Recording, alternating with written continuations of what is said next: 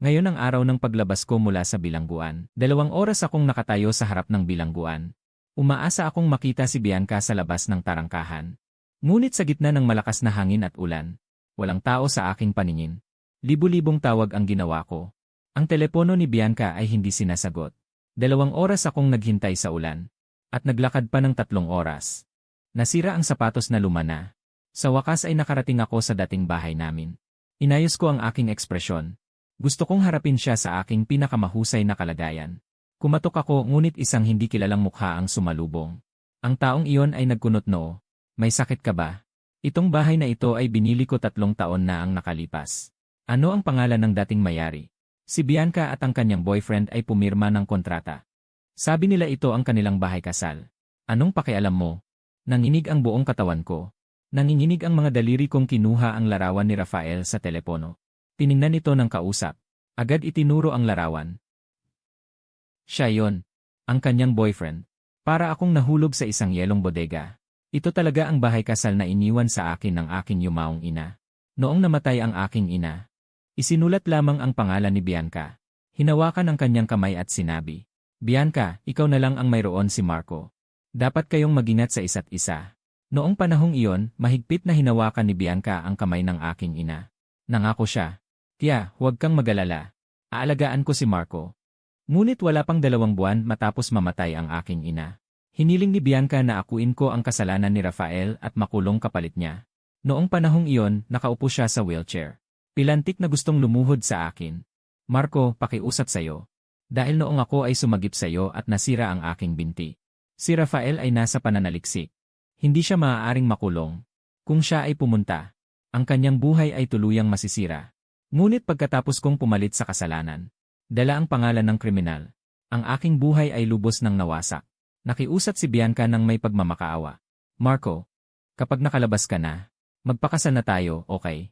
Inibig ko si Bianca sa loob ng maraming taon. At may utang pa akong isang paa sa kanya.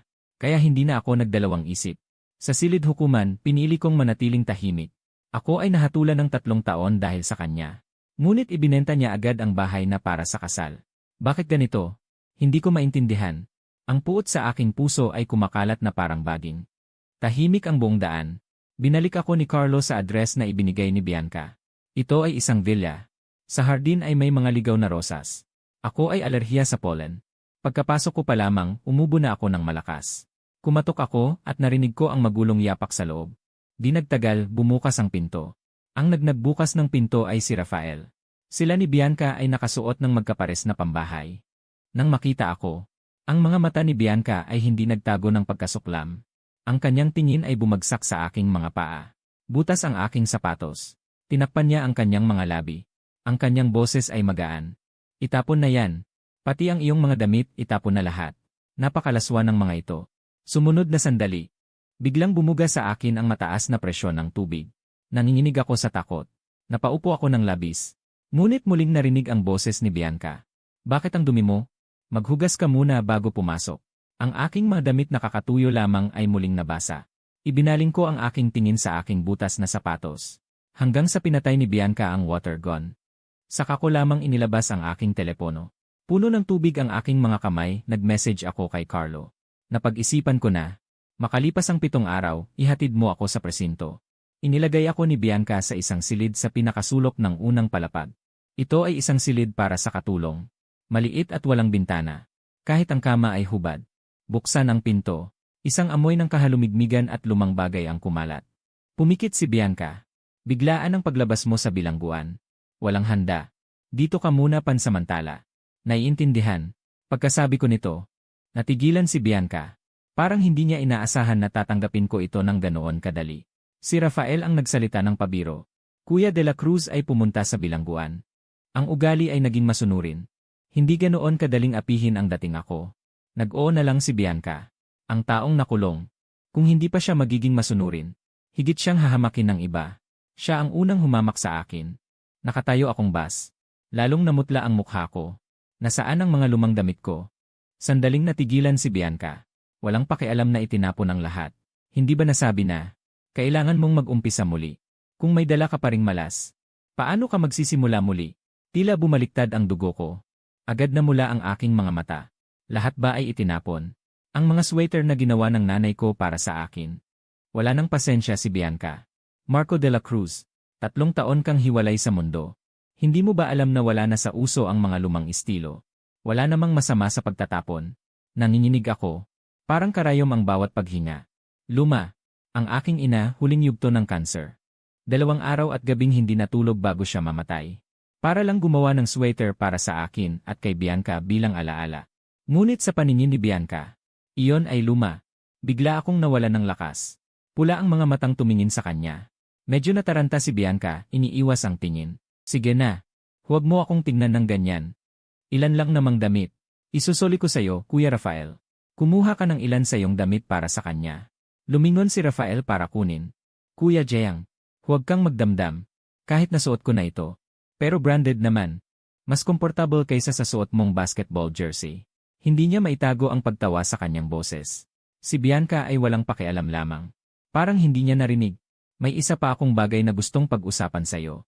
Ibinato sa akin ni Rafael ang ilang lumang damit na suot na. Para bang nagbibigay sa pulubi. Hinawakan ko ang damit at tiningnan ng mabuti. Natuklasan ko. Ito ang mga paborito kong brand dati. Nakasuot ako ng uniforme ng bilangguan. Sa loob ng 3 taon na ito, ang taong dapat ay nasa bilangguan. Ay nakatira sa villa. Nakasuot ng aking paboritong brand. Namumuhay ng buhay na dapat ay akin. Malamig na sinabi ni Bianca. Hindi ba sinabi dati na kapag nakalabas ka na ng bilangguan, magpapakasal tayo? Tiningnan ko siya, ang lalim ng kanyang mga mata. Umubo ng 2 beses si Bianca. Maraming trabaho sa kumpanya kamakailan. Wala talaga akong oras para magpakasal. Ipagpaliban muna natin ito. Inaasahan ko na. Hindi ako galit. Nakikita ko lang itong nakakatawa. 3 taon ako sa loob ng kulungan. Ang aking buhay ang naging kapalit. Ano ba ang nakuha ko sa huli? Ang pag-ayaw at pagsisisi ni Bianca. Sobrang kalmado ako. Naiintindihan ko. Nagulat naman si Bianca. Hindi ka ba galit?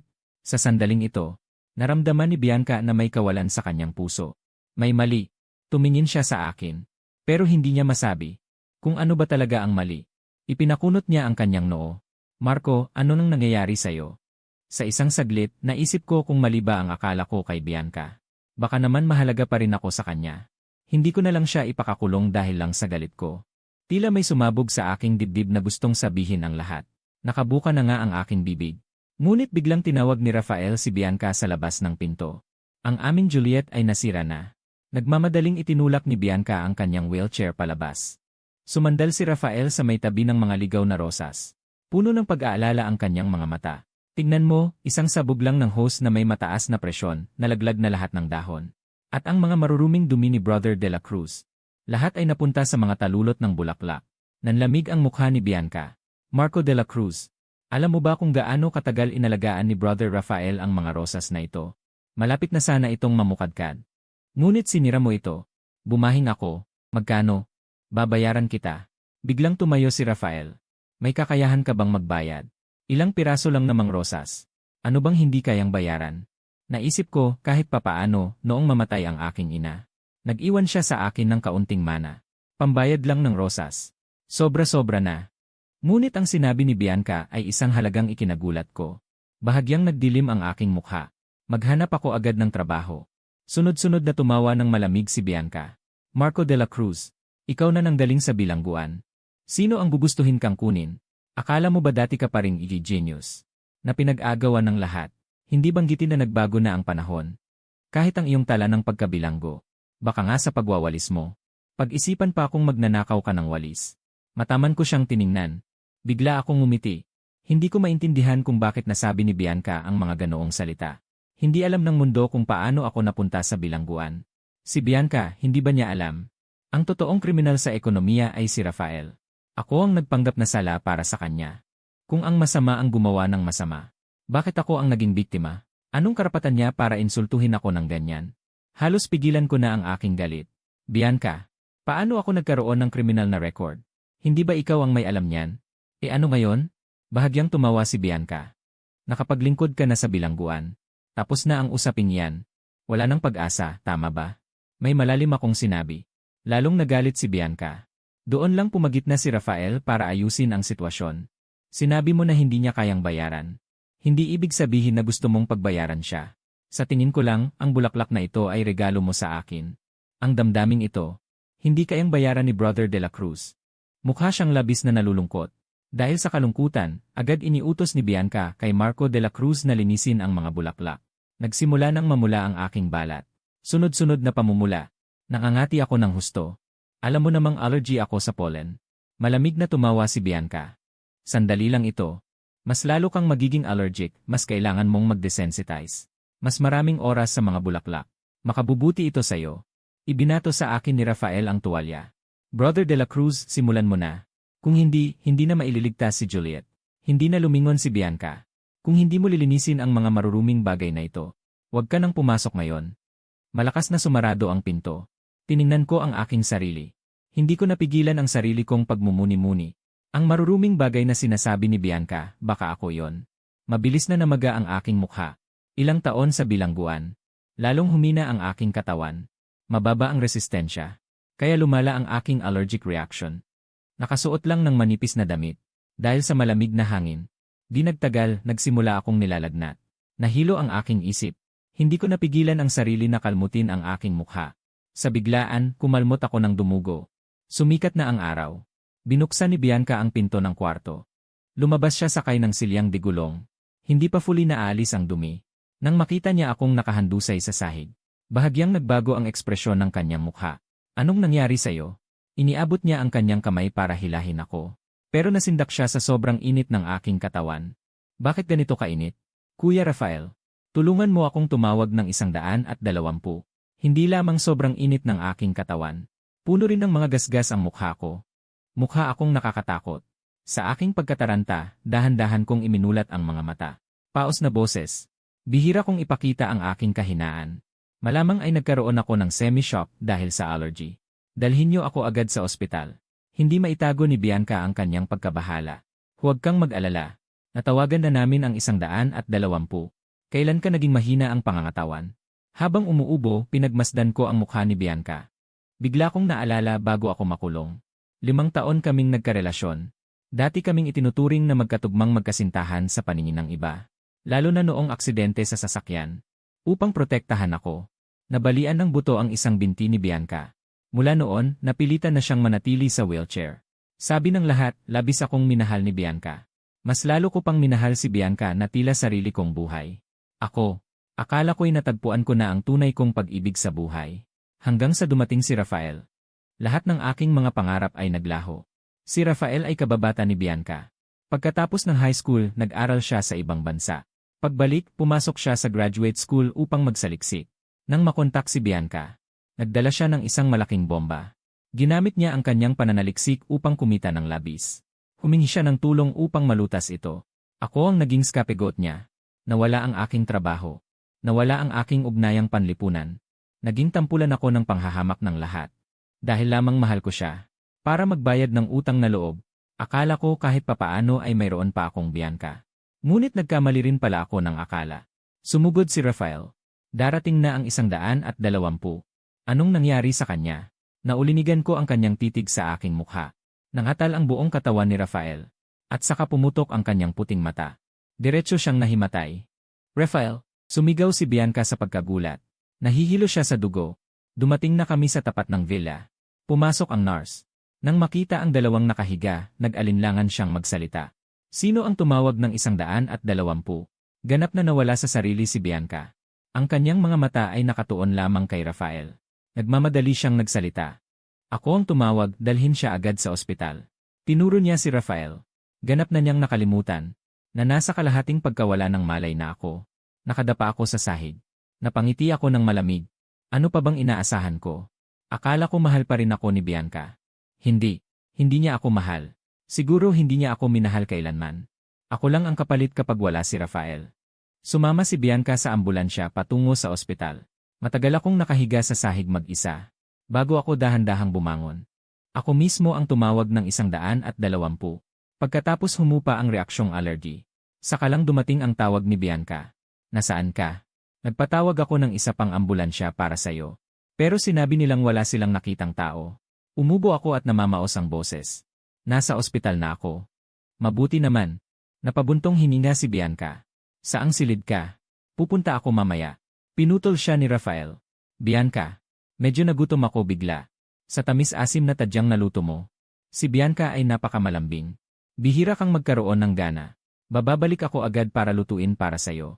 Diretso niyang pinatay ang tawag. Nakikinig sa busy tone mula sa telepono. Matagal akong nakatulala. Natatandaan ko na hindi marunong magluto si Bianca. Noong panahong iyon, ang madalas niyang sabihin ay, ang babaeng pinapalayaw ay hindi kailanman kailangan pumasok sa kusina. Marco, kung mahal mo ako, hindi mo ako papapasukin sa kusina. Kaya para mahalin siya. Natuto ako ng mahusay na pagluluto. Pero hindi pala dahil ayaw niyang magluto. Dahil nagluluto lang siya para sa minamahal niya. Naghintay ako hanggang maging 12:12 ng gabi. 4 na araw pa bago dumating ang ebidensya. Hindi dumating si Bianca. Tumango ako. Nag-iisa akong bumalik sa inuupahang bahay. Sumasakit ang tiyan ko sa gutom. Nagbuhos ako ng isang baso ng malamig na tubig. Ininom ko ng marami. Aksidenteng na-scroll ang feed ng mga kaibigan. Nag-update si Rafael ng post.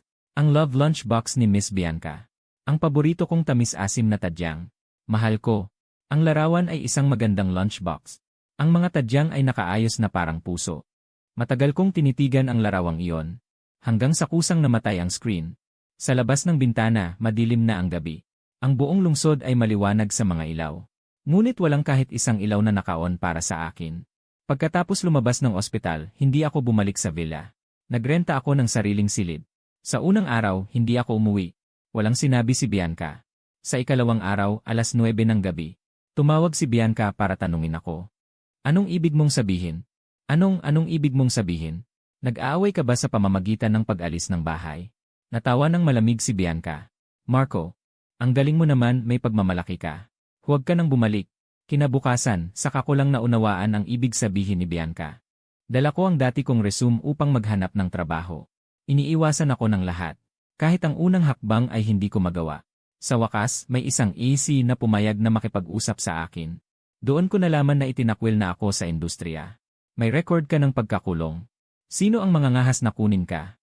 Inayos ng EA ang kanyang salamin. Puno ng paghamak ang kanyang mga mata. Maliit man ang aming kumpanya. Pero pinahahalagahan namin ang malinis na record. Lumabas ako ng gusali ng opisina.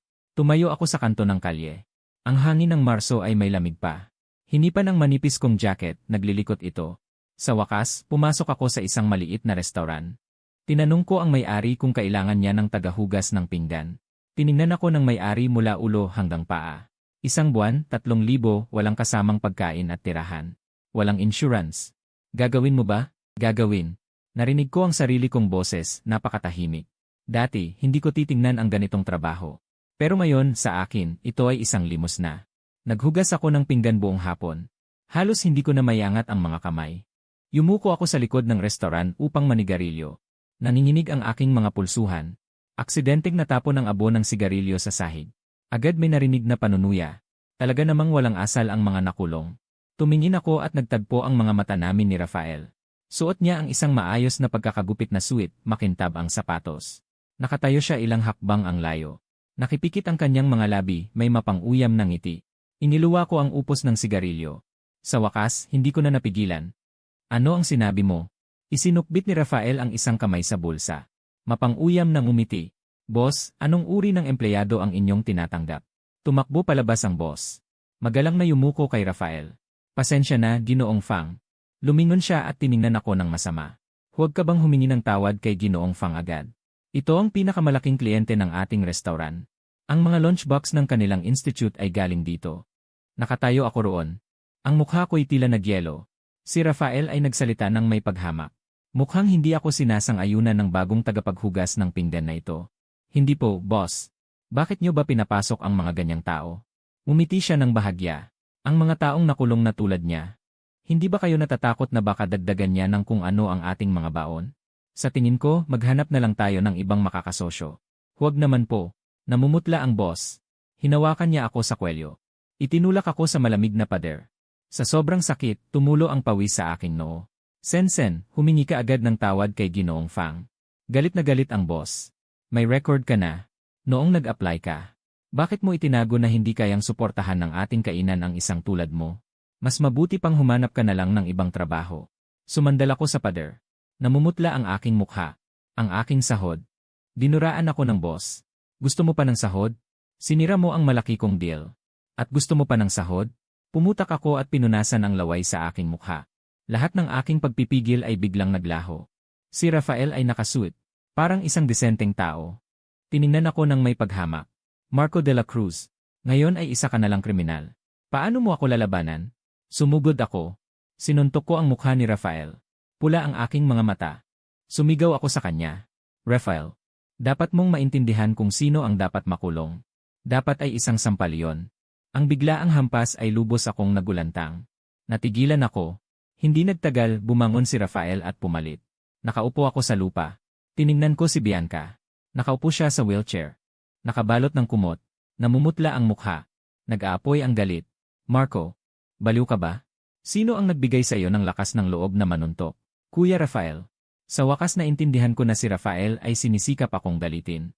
Ginagawa niya akong magalit. Gayon din, pinupukaw nito ang pagkainis ni Bianca sa akin.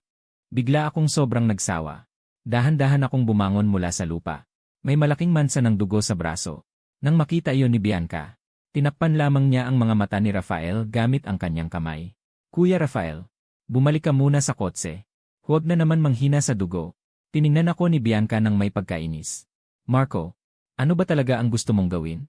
Paano nangyari na nakulong ka ng ilang taon? Wala kang natutunan na iba, kundi ang makipag-away lang.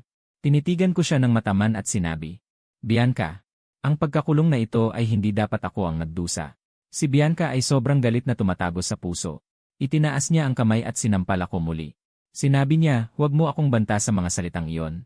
Sinabi ko na noon, natapos mo na ang pagkakulong. Tapos na ang lahat. Ano pa ang magagawa mo? Pagod na pinunasan niya ang kanyang noo. Ibinaba ang boses. Kuya Rafael, hindi ba sapat na ang pagtitiis ko sa'yo? Binigyan ka pa niya ng trabaho. Ngunit paano mo siya tinatrato? Mahigpit kong pinisil ang aking mga kamay na naging kamao. Namutla ang aking mukha. Ngunit sinabi ni Bianca, maaari kang pumasok sa kanilang laboratorio bukas. Kahit na paglilinis lamang ang trabaho. Sapat na yon para sa isang taong may record na tulad mo. Wala kang karapatan na magreklamo ngayon. Sunod-sunod akong umiti ng mapanuya. Hindi nagsalita kahit isang salita. Tinitigan ako ni Bianca. Sa loob ng ilang sandali, biglang nagbuga ng isang mabigat na hininga. Nanlumo ang kanyang tono. Huwag na tayong mag-away, okay? Gusto pa rin ni nanay at tatay na umuwi ka ngayong gabi para sa hapunan. Tahimik siyang bumuntong hininga. Sabay sabi, sige na, umuwi na tayo. May sasabihin pa ba? Mamaya na lang. Ang daming tawag sa akin ng nanay at tatay. Paulit-ulit akong nag-alinlangan. Sa huli sumuko ako. Hindi para sa iba, kundi dahil iginagalang ko ang mga magulang ni Bianca. Pareho silang eksperto sa larangan ng pananaliksik. Ngunit ako ay laging maayos. Noong ang aking ina ay naospital dahil sa cancer. Si Bianca na ama ang nag-ayos ng pribadong silid. Para sa utang na loob na ito, kailangan ko ring pumunta. Nang makita ako, pinatpat ni Bianca na ama ang aking balikat at lumabas. Buti na lang nakalabas ka. Kumain muna, kumain muna. Ngunit si Bianca na ina ay hindi ako pinansin. Pinaupo si Rafael sa tabi niya. Matagal ka nang hindi pumupunta, Xiao Fang. Ngayon, espesyal kong ginawa para sa iyo ang sweet and sour ribs. Tiyak na mas masarap kaysa sa ginawa ni Bianca. Medyo naninigas ang aking kilos. Nagmamaktol si Bianca. Ma, natutunan ko ito sa iyo. Hindi ako makakapantay sa iyo. Espesyal na nagpaliwanag si Rafael. Kuya de la Cruz, huwag kang magkamali. Kamakailan lang ay naging ninong at ninang ko sina tito at tita. Ngumuso si Bianca. Ano bang kailangan pang ipaliwanag dyan? Pakiramdam ko'y ang mga boses sa tabi ko ay nagiging malayo at malapit. Wala na akong marinig na kahit isang salita. Pumapasok pala si Bianca sa kusina para kay Rafael. Alam ni Inang Bianca. At tumulong pa. Ano ba ako sa kanya? Di nagtagal, kalahati na ng pagkain. Napagtanto ko na ang gabing ito ay isang piging na patibong. Itinaas ko ang aking chopstick, hindi ko magawang kumain ng mga maanghang na ulam. Ang tanging sweet and sour ribs ay inilagay ni Inang Bianca sa harap ni Rafael. Sunod-sunod siyang kumain. Mahina ang tiyan ko. Hindi makakain ng maanghang. Kailangan lang niyang isubo ang kanin na walang ulam. Sa kalagitnaan ng pagkain, nagsalita si Bianca. Xiao de la Cruz, may trabaho ka na ba? Ibinaba ko ang aking mga mata. Ngumiti si Bianca. Parang natagpuan na. Sinabi ni Kuya Rafael na papasukin siya sa Research Institute. Nagdalit ang aking mga ngipin. Hindi pa ako sumasang-ayon. Nanlamig ang mukha ng ina ni Bianca. Xiao de la Cruz, ano ang ibig mong sabihin? Ikaw, isang taong nakulong na. May record na kriminal. Mabuti nga at handang tumulong si Xiaofang sa'yo. Bakit hindi ka pa marunong makaintindi? Ikaw, isang lalaki, hindi pwedeng sa bahay ka lang lagi. Hayaan mo na lang na si Bianca ang bumuhay sa'yo. Ang aming Bianca. Ngayon ay maunlad ang kanyang kumpanya.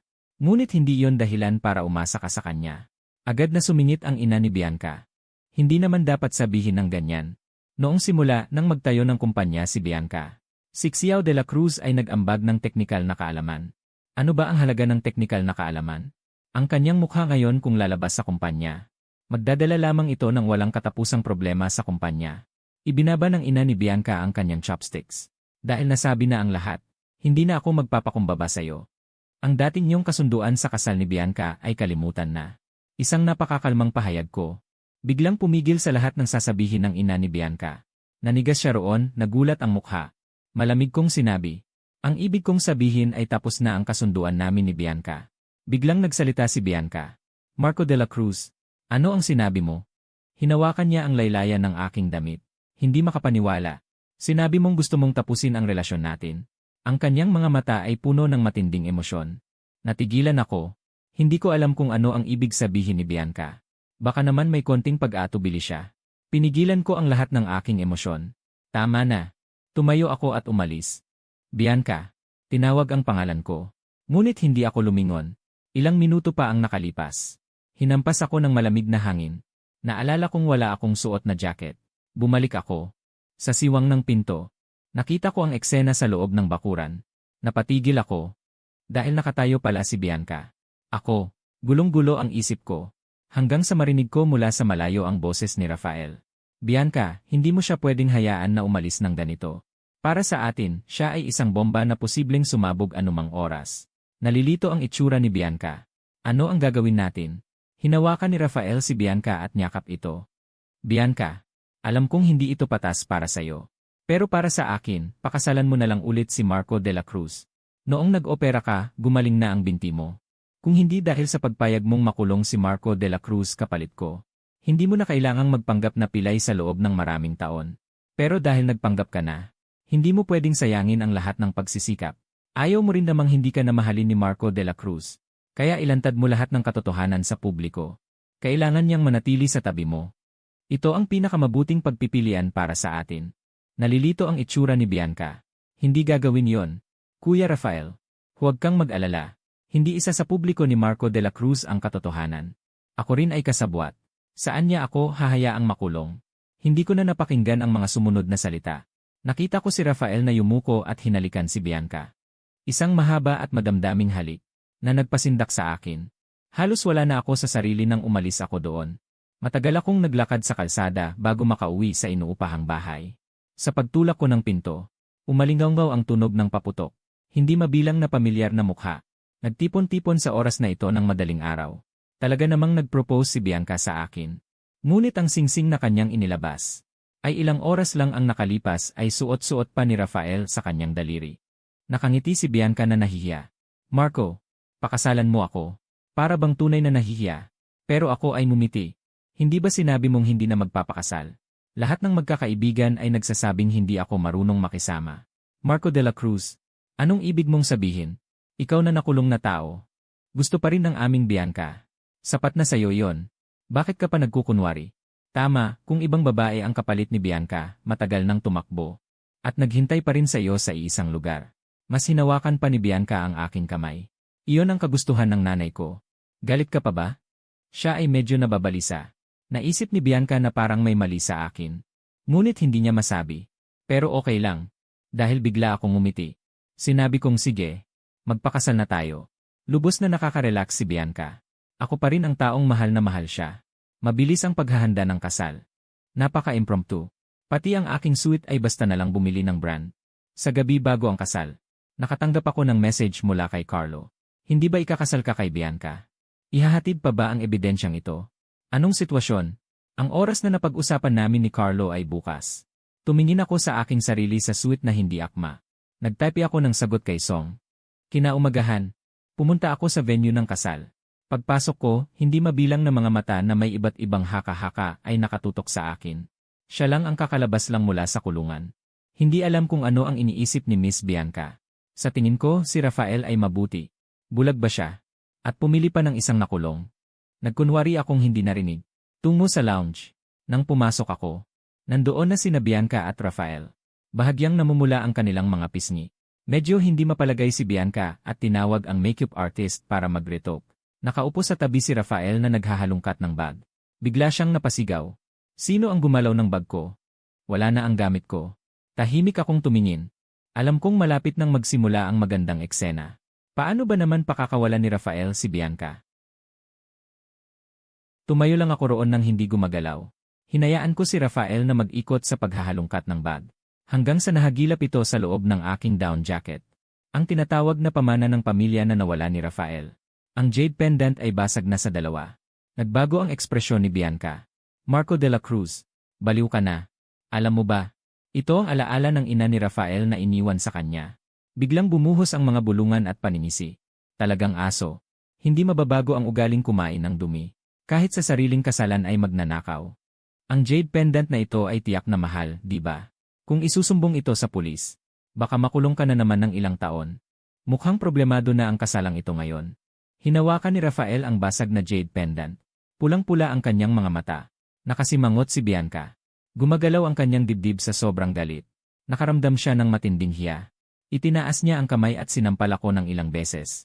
Tama na nga.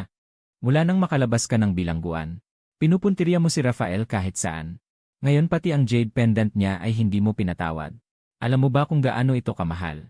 Sapat na para ipakulong ka muli ng ilang taon. Ngayon kailangan kong gamutin ang iyong masamang ugali. Mabigat na sabi ni Bianca. Luhod ka at humingi ng tawad. Bakit naman ako? Napakakalma ko. Hindi ako nagnakaw. Bakit ako nakulong? Mas alam mo yon kaysa kaninuman. Wala akong kasalanan. May kasalanan kayo, lahat kayo ay tumatawa ng malakas. Narinig niyo ba? Sabi niya wala siyang kasalanan. Nakakatawa. Ilang taon siyang nakulong. At sinabi niyang wala siyang kasalanan. Bianca, sobrang bait mo kasi. Bakit kailangan mo pa ang isang taong may criminal record, tama ba? Kung ganito, huwag na lang itong kasal ngayon. Nanginginig sa galit si Bianca. Marco, baliw ka na talaga. Ilang taon kang nakulong. At may lakas ka pa ng loob na sabihing wala kang kasalanan. Mukhang ngayon talaga kailangan kang turuan ng leksyon. Kinuha niya ang telepono at pinindot ang 110. Tatawagan ko na ngayon ang pulisya. Hayaan silang alamin kung may kasalanan ka ba talaga. Pinigilan siya ni Rafael, huwag na. Mas mabuting huwag nang istorbohin ang pulisya. Basta bayaran na lang ni Kuya de la Cruz ang perang ito. Nagbigay siya ng senyas kay Bianca. Pero si Bianca ay galit na galit na. Bumaba ang boses. Huwag kang mag-alala. Hindi talaga gagawin ni Marco sa atin ang anuman. Magpapakasal na ako sa kanya. Paano niya ako sasaktan? Bianca. Pinindot na niya ang 110. Biglang naghiwalay ang mga tao para daanan. Sa dulo, may mga pulis na talagang lumalapit. Natigilan si Bianca. Nagkagulo ang lahat, sabay-sabay na nagsisisigaw. Kapulisan, hulihin niyo ang kriminal na ito. Nagnakaw siya. Nga. Kakalabas lang niya mula sa bilangguan. Ngayon ay bago pa lang siya makalaya. Papasok na naman siya. Kahit hindi na siya mag-adjust. At sinasabi pa niyang may kasalanan ay. Si Bianca ay sasabog sa kakatawa. Si Kuya Bingming ay napakabait na tao. Kahit nakulong siya, hindi siya iniwan. At may lakas pa siya ng loob na magsalita ng ganyan. Kung ako si Bianca, matagal na sana siyang iniwan. Palapit ng palapit ang mga pulis. Nagkunot no siya at nagtanong kung sino ang tumawag sa pulisya. Ako ang humakbang. Biglang bumaba ang mga boses. Nagtinginan ang lahat. Siya ang nagnakaw. Bakit siya pa ang tumawag ng pulis? Hindi gaanong nag-isip si Bianca. At sinabing bahala na eh. Pulis kaibigan. Ang nangyari ngayon ay usaping pampamilya. Hindi na namin kayo abalahin pa. Tumingin siya sa akin. Parang nagbabanta kay Marco. Kakalabas mo lang sa bilangguan. Ayaw mo na namang bumalik doon, di ba? Ang sinasabi ko pa rin. Kung luluhod ka lang at hihingi ng tawad kay Rafael. Matatapos na ang lahat. Ang bayad sa Jade ay ako na ang magbabayad. Nakataas siya. Pero hindi niya inisip. Ang ginawa ko lang ay mumiti. Lalong nagalit si Bianca. Sinipa niya ako sa binti. Bingi ka ba? Hindi mo ba naririnig ang sinasabi ko? Tumingin ako sa pulis. Pulis kaibigan. Ito si Bianca. At iyon si Rafael. Bianca. Noon lang niya natanto. May mali. Anong ibig sabihin ito? Inilabas ng 2 pulis ang kanilang Rafael, Bianca. Kayo ay sangkot sa isang kasong kriminal. Mangyaring sumama kayo sa amin. Namutla si Bianca. Talagang nagpanik si Bianca. Tumingin siya sa akin, hindi alam ang gagawin. Marco, anong ibig sabihin nito? Bakit kami ang huli? Naka-recover na si Rafael. Hinawakan niya ng mahigpit ang braso ni Bianca. May malalim na kahulugan. Bianca, mukhang hindi ka gaanong mahal ng nobyo mo. Nanginginig si Bianca. Lalong nagalit siya. Marco, ano ba talaga ang gusto mong gawin? Ngayon ang araw ng aming kasal. Patuloy siyang umuusad gamit ang kanyang wheelchair. Nangako ako sa iyo na pakakasalan kita paglabas mo ng bilangguan. Hindi ba't natutupad na ngayon ang pangako? Mabilis mong ipaliwanag sa pulis. Lahat ay hindi pagkakaunawaan. Biglang nanginig ang buong katawan ni Bianca. Nakita niya akong nakatayo sa malapit, tahimik kong hinubad ang sarili ko. Ang iyong Amerikana. Kumunot ang aking noo. Itinapon ko ang Amerikana sa lupa ng walang pakialam. Sa pag-atras ko, niyapakan ko pa ito at nag-iwan ng bakas ng paa. Marco, ano ba talaga ang ibig mong sabihin? Sigaw ni Bianca. Baliw ka na ba? Biglang bumangon ang matinding pagkabalisa sa puso ni Bianca. Ang pulis sa tabi ay nag-udyok kay Yenje, Bianca. Mangyaring makipagtulungan sa aming pagsisiyasat. Sa wakas ay tumingin ako sa kanya. Nagmamadaling nagsalita si Bianca. Marco, napili ko na nga ang lugar para sa ating honeymoon. Dati gusto mong pumunta sa South Pole, hindi ba? Ako si Bianca, hindi ko alam. Matagal na akong hindi gusto pumunta sa South Pole. Masyadong malamig doon. Gusto ko na ngayon ang mga maiinit na lugar. Walang ekspresyon ang aking mukha. Bianca, ang damit na ito ay mura na nga. Hindi pa bagay sa akin. Ayoko ng mga damit na hindi bagay sa akin. Kapag may mahalaga akong gagawin. Tumalikod ako at umalis nang hindi lumingon.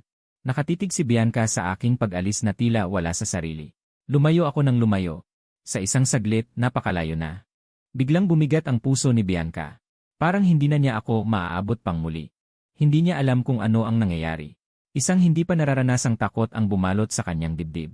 Mahirap ang mga araw sa piitan. Pumasok si Bianca na nakasuot ng wedding gown na gusgusin. Dahil dito, maraming kakaibang tingin ang nakuha niya. Nahihiya niyang hinila ang laylayan ng kanyang damit. Habang sinasagot ang mga tanong ng pulis. Sa mga oras na yon, ginaw at gutom ang kanyang naramdaman. Sumakit na rin ang kanyang sikmura. Hindi niya napigilan ang sarili at nagsalita. Pwede mo bang sabihin kay Marco para sa akin? Pakiusapan mo siyang magpadala ng pagkain na mabuti sa tiyan. Mas mabuti kung siya mismo ang gumawa. Ang mga pulis na nagtatanong. Nang marinig ito, nagtinginan sila sa isa't isa. Nagpakita ng kakaibang tingin. Noon lamang naalala ni Bianca na ako ay galit sa kanya. Sa ganitong pagkakataon, hindi siya darating para magdala ng pagkain. Nagdala ang pulis ng isang mangkok ng napakasamang pansit. Tiniis ni Bianca ang pagkadiri at napilitang kumain ng ilang subo. Sa halip, lalong sumakit ang kanyang tiyan. Inisip niya kung ako ay narito. Tiyak na hindi ko siya hahayaang magdusa ng ganito. Ako ay laging maingat. Nakikita ko agad ang kanyang hindi pagkapanatag. Medyo nalilitong tanong ni Bianca. Ano ba talaga ang gustong itanong ng pulis? Tungkol ba sa pagnanakaw niya ng jade pendant? Ang bagay na ito ay hindi naman ganoon kaseryoso. Maaari nating ayusin ito ng pribado. Ngumiti ang pulis. Binibining Bianca. Hindi namin masyadong maintindihan kung ano ang tinutukoy mong jade pendant. Nerbiyos na si Bianca.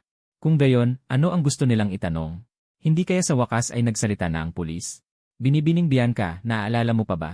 3 taon na ang nakalilipas. Sa lungsod ng Yin, nagkaroon ng insidente ng pagnanakaw ng resulta ng pananaliksik.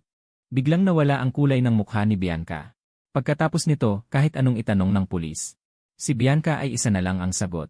Hindi ko alam kung ano ang sinasabi mo. Talagang wala akong alam. Itinayo niya ang isang mataas na pader para sa kanyang sarili. Itinago ang lahat sa loob. Walang anumang lumalabas. Sa wakas, lumipas ang mahirap na 24 na oras. Pinalaya si Bianca. Kinalagkad niya ang marumi ng damit pangkasal. Lumabas siya ng dukha mula sa istasyon ng pulis. Ang ama at ina ni Bianca ay naghihintay ng matagal. Nang makita siya, ang luha at uhog ay sabay-sabay na bumuhos. Ano ba ang nangyari? Bianca, anong kasalanan ang nagawa mo? Sabihin mo na sa amin ngayon, nanay at tatay. Para matulungan ka naming malutas. Si Bianca ay mabilis na umupo sa upuan ng pasahero sa harap.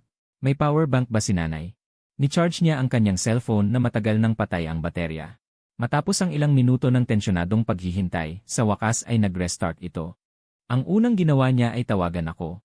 Ngunit sa kabilang linya, isang malamig na boses ng babae ang sumagot. Pasensya na. Ang numerong iyong tinatawagan ay hindi na aktibo. Ihinagis ni Bianca ang kanyang cellphone. Ang kanyang mukha ay labis na hindi maganda ang kulay. Si Marco ba? Hindi ba siya nakipag-ugnayan sa inyo nitong mga nakaraang araw? Nagtinginan ang mga magulang ni Bianca. Dahan-dahang umiling. Ano ba talaga ang nangyayari? Galit na galit si Bianca, naggangalit ang mga ngipin. Ako ay nasangkot sa isang malaking problema. At hindi man lang siya mahanap. Hindi naman ito basta isang piraso ng jade. Kailangan ba niyang gawin ito sa akin? Si Bianca ay nagsimulang magpadala sa akin ng mga text ng baliw. Saan ka nagpunta? Bumalik ka agad. Bakit ako tinatanong ng pulis tungkol sa mga pangyayari 3 taon na ang nakalipas? May alam ka ba? Ano ba talaga ang sitwasyon? Si Bianca ay tumawag sa akin ng hindi mabilang na beses. Ang tanging natanggap niya ay ang malamig na boses ng babae. Kahit na hindi siya nakatulog sa loob ng isang araw at isang gabi. Hindi na pinansin ni Bianca ang pag-isip. Makalipas ang ilang sandali, direkta siyang nakipag-ugnayan sa kanyang assistant. Hanapin kung nasaan ngayon si Marco. Sandaling tumigil pagkatapos ay nagsalita muli. Sa pagkakataong ito, ako ay ikinulong at tinanong, ano ba talaga ang nangyari? Surin din yon. Ang sumunod na 4 na oras ay napakatagal para kay Bianca.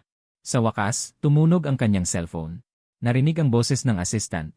President Bianca. Nalaman namin ang ni Emir Jiang. Ang huling paggamit nito ay kahapon, lumipad siya papuntang Ya City. Ya City? Ano ang gagawin niya sa Ya City? Pinisil ni Bianca ang kanyang mga kilay. Binaba ang kanyang boses. Paano naman ang isa pang bagay? Nag-atubili ang assistant saglit. Mahinang nagsalita. Sa araw ng inyong kasal, may nagpadala ng ebidensya ng krimen ni Emmy Fang 3 taon na ang nakalipas. Kasama ang ebidensya ng iyong pagtatakip sa istasyon ng pulis. Kaya naman nandoon ang mga pulis. Biglang tumayo si Bianca mula sa wheelchair.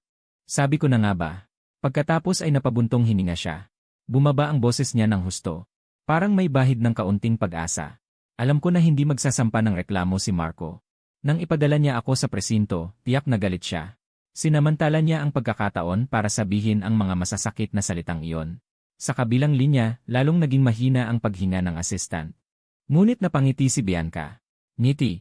Tila walang gaanong bigat, nagtanong kung sino ang nagdala ng ebidensya. Napabuga ng hangin ang assistant. Utal-utal na nagsalita. Isang lalaki na nagngangalang Carlo. Carlo.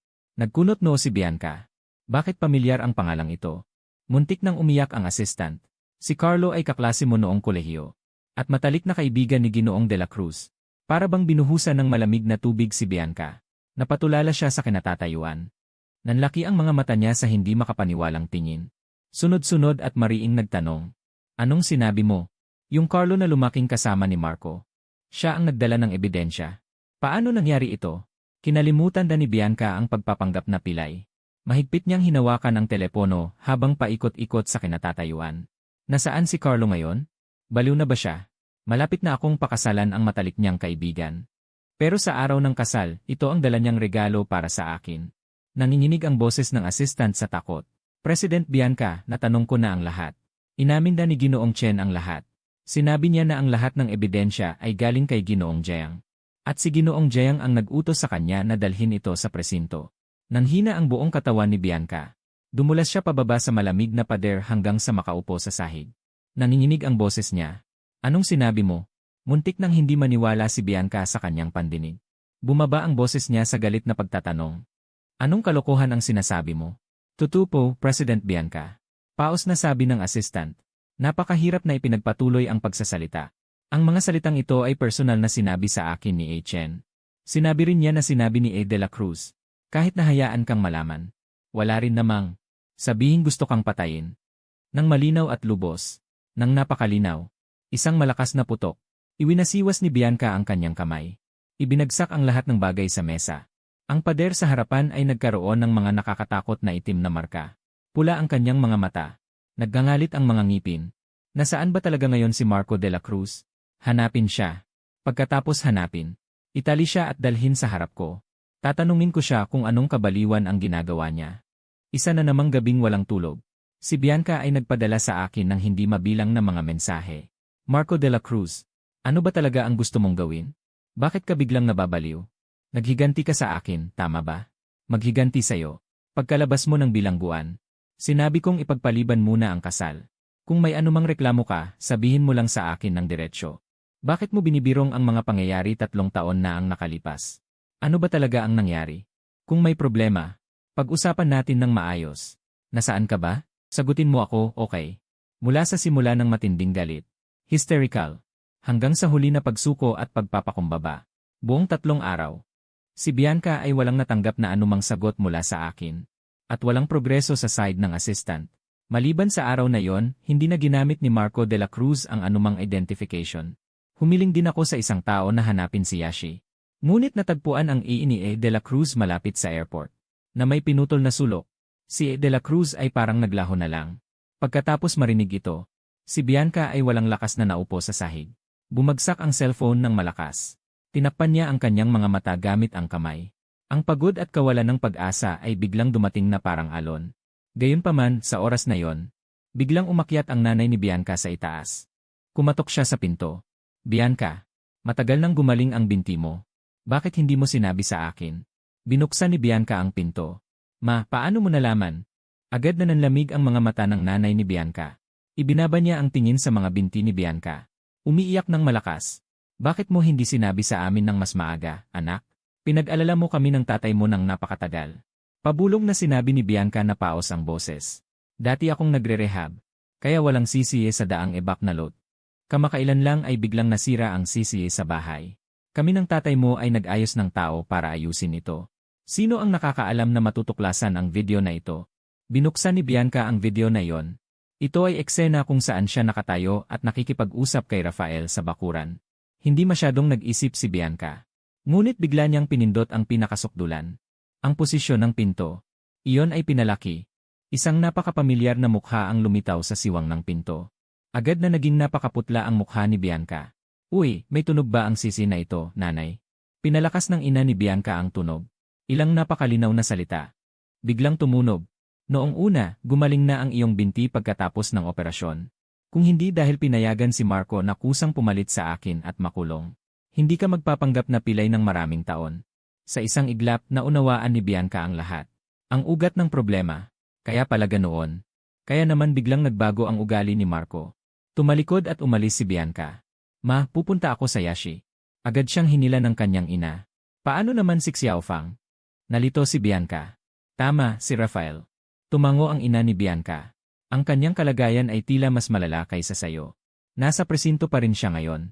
Noong nakaraang 2 araw, may nagpadala ng mensahe para sa amin.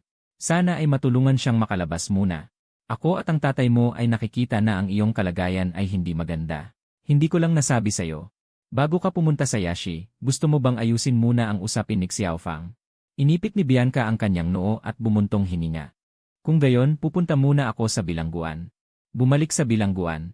Naramdaman ni Bianca ang lamig sa kanyang puso. Ang 24 oras na siya ay narito. Ay hindi naging madali. At nang tingnan si Rafael, maliwanag na siya rin ay nagdusa. Siya ay nagtiis ng marami. Ang kanyang mga pisngi ay lubos na lumubog. At sa ilalim ng kanyang mga mata ay may madilim na kulay lila. Hindi alam kung bakit. Ngayon, para kay Bianca, siya ay naging pangit. Tinanong ko na. Ang iyong sitwasyon ay medyo komplikado. Sa ngayon, walang paraan upang mailabas ka. Bumuntong hininga si Bianca. Gayunpaman, may hinanap akong tao na maaaring gawing mas madali para sa iyo sa loob. Ngunit biglang itinaas ni Rafael ang kanyang ulo. Si Marco de la Cruz. Natigilan si Bianca. Hindi lubos na naintindihan. Bakit bigla akong tinanong ni Rafael? Hanggang sa nagsalita si Rafael. Ngayon, muling binubuksan ang lumang kaso. Malamang dahil may lumitaw na bagong ebidensya. Kung sasagutin ni Marco de la Cruz ang lahat ng bagong ebidensya sa kanyang sarili. Biglang tumayo si Bianca. Sa kanyang isipan, tanging ang salitang katawa-tawa ang natitira. Ngunit patuloy pa rin si Rafael sa pagsasalita. Ang kanyang mga mata ay puno ng pagkalkula. At saka, siya ay nakakulong na ng 3 taon. Ang ilan pang taon ay tiyak na magiging sanay siya. Hindi ba? Itinaas niya ang kanyang ulo at tumingin kay Bianca na may pag-asa sa kanyang mga mata. Nang makita ang madilim na mga mata ni Bianca, tumigil siya sa pagsasalita. Ano ang problema, Bianca? Nakikita ang pangit na mukha ni Rafael. Sa isip ni Bianca, biglang lumitaw ang maraming nakaraan. Sa unang pagkakataon, nakaramdam siya ng pagsisisi. Noong panahong iyon, ipinagpalit siya para sa kasalanan ni Rafael. Sa totoo lang, noong una siyang makulong, siya ay lubos na nagsisisi. Noong panahong iyon, naisip niya, kapag siya ay lumabas, dapat siyang magbayad ng maayos. Gusto kong ibigay sa kanya ang lahat ng pinakamahusay sa mundo. Ngunit noong araw na ako ay lumaya mula sa bilangguan, sinabi ni Rafael na siya ay nahimatay. Siya naman ay hindi man lang ako sinundo. Sinabi ni Rafael na siya ay nakatira sa bahay kasal na iniwan ng aking ina. Ay magkakaroon ng masasamang panaginip. Parang nabaliw siya at ibinenta ang bahay na yon. Isa-isang mga pangyayari ang pumapasok sa isip. Unti-unting lumulubog ang puso ni Bianca. Bakit ganito siya kalupit sa akin sa panahong ito? Tumingin si Bianca kay Rafael. Matatag na nagsalita. Kuya Rafael, maghanap ako ng paraan para tulungan ka. Pero hindi ko nagagamitin si Marco bilang kapalit. Paglabas mula sa detention center, huminga ng malalim si Bianca, pinakawalan ang bigat.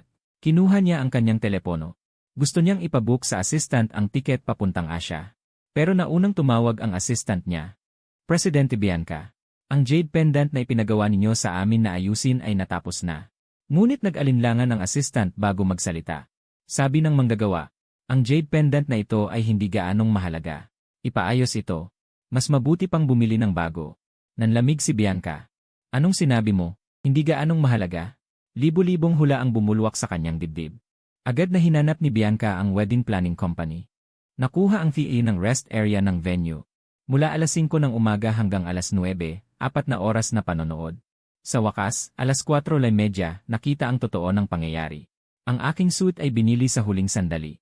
Ika-negatibo siyam ng umaga, dinala ng kumpanya ng kasal sa restroom. Isinabit sa hanger. Ika-negatibo siyam at 15 minuto. Pumasok si Rafael.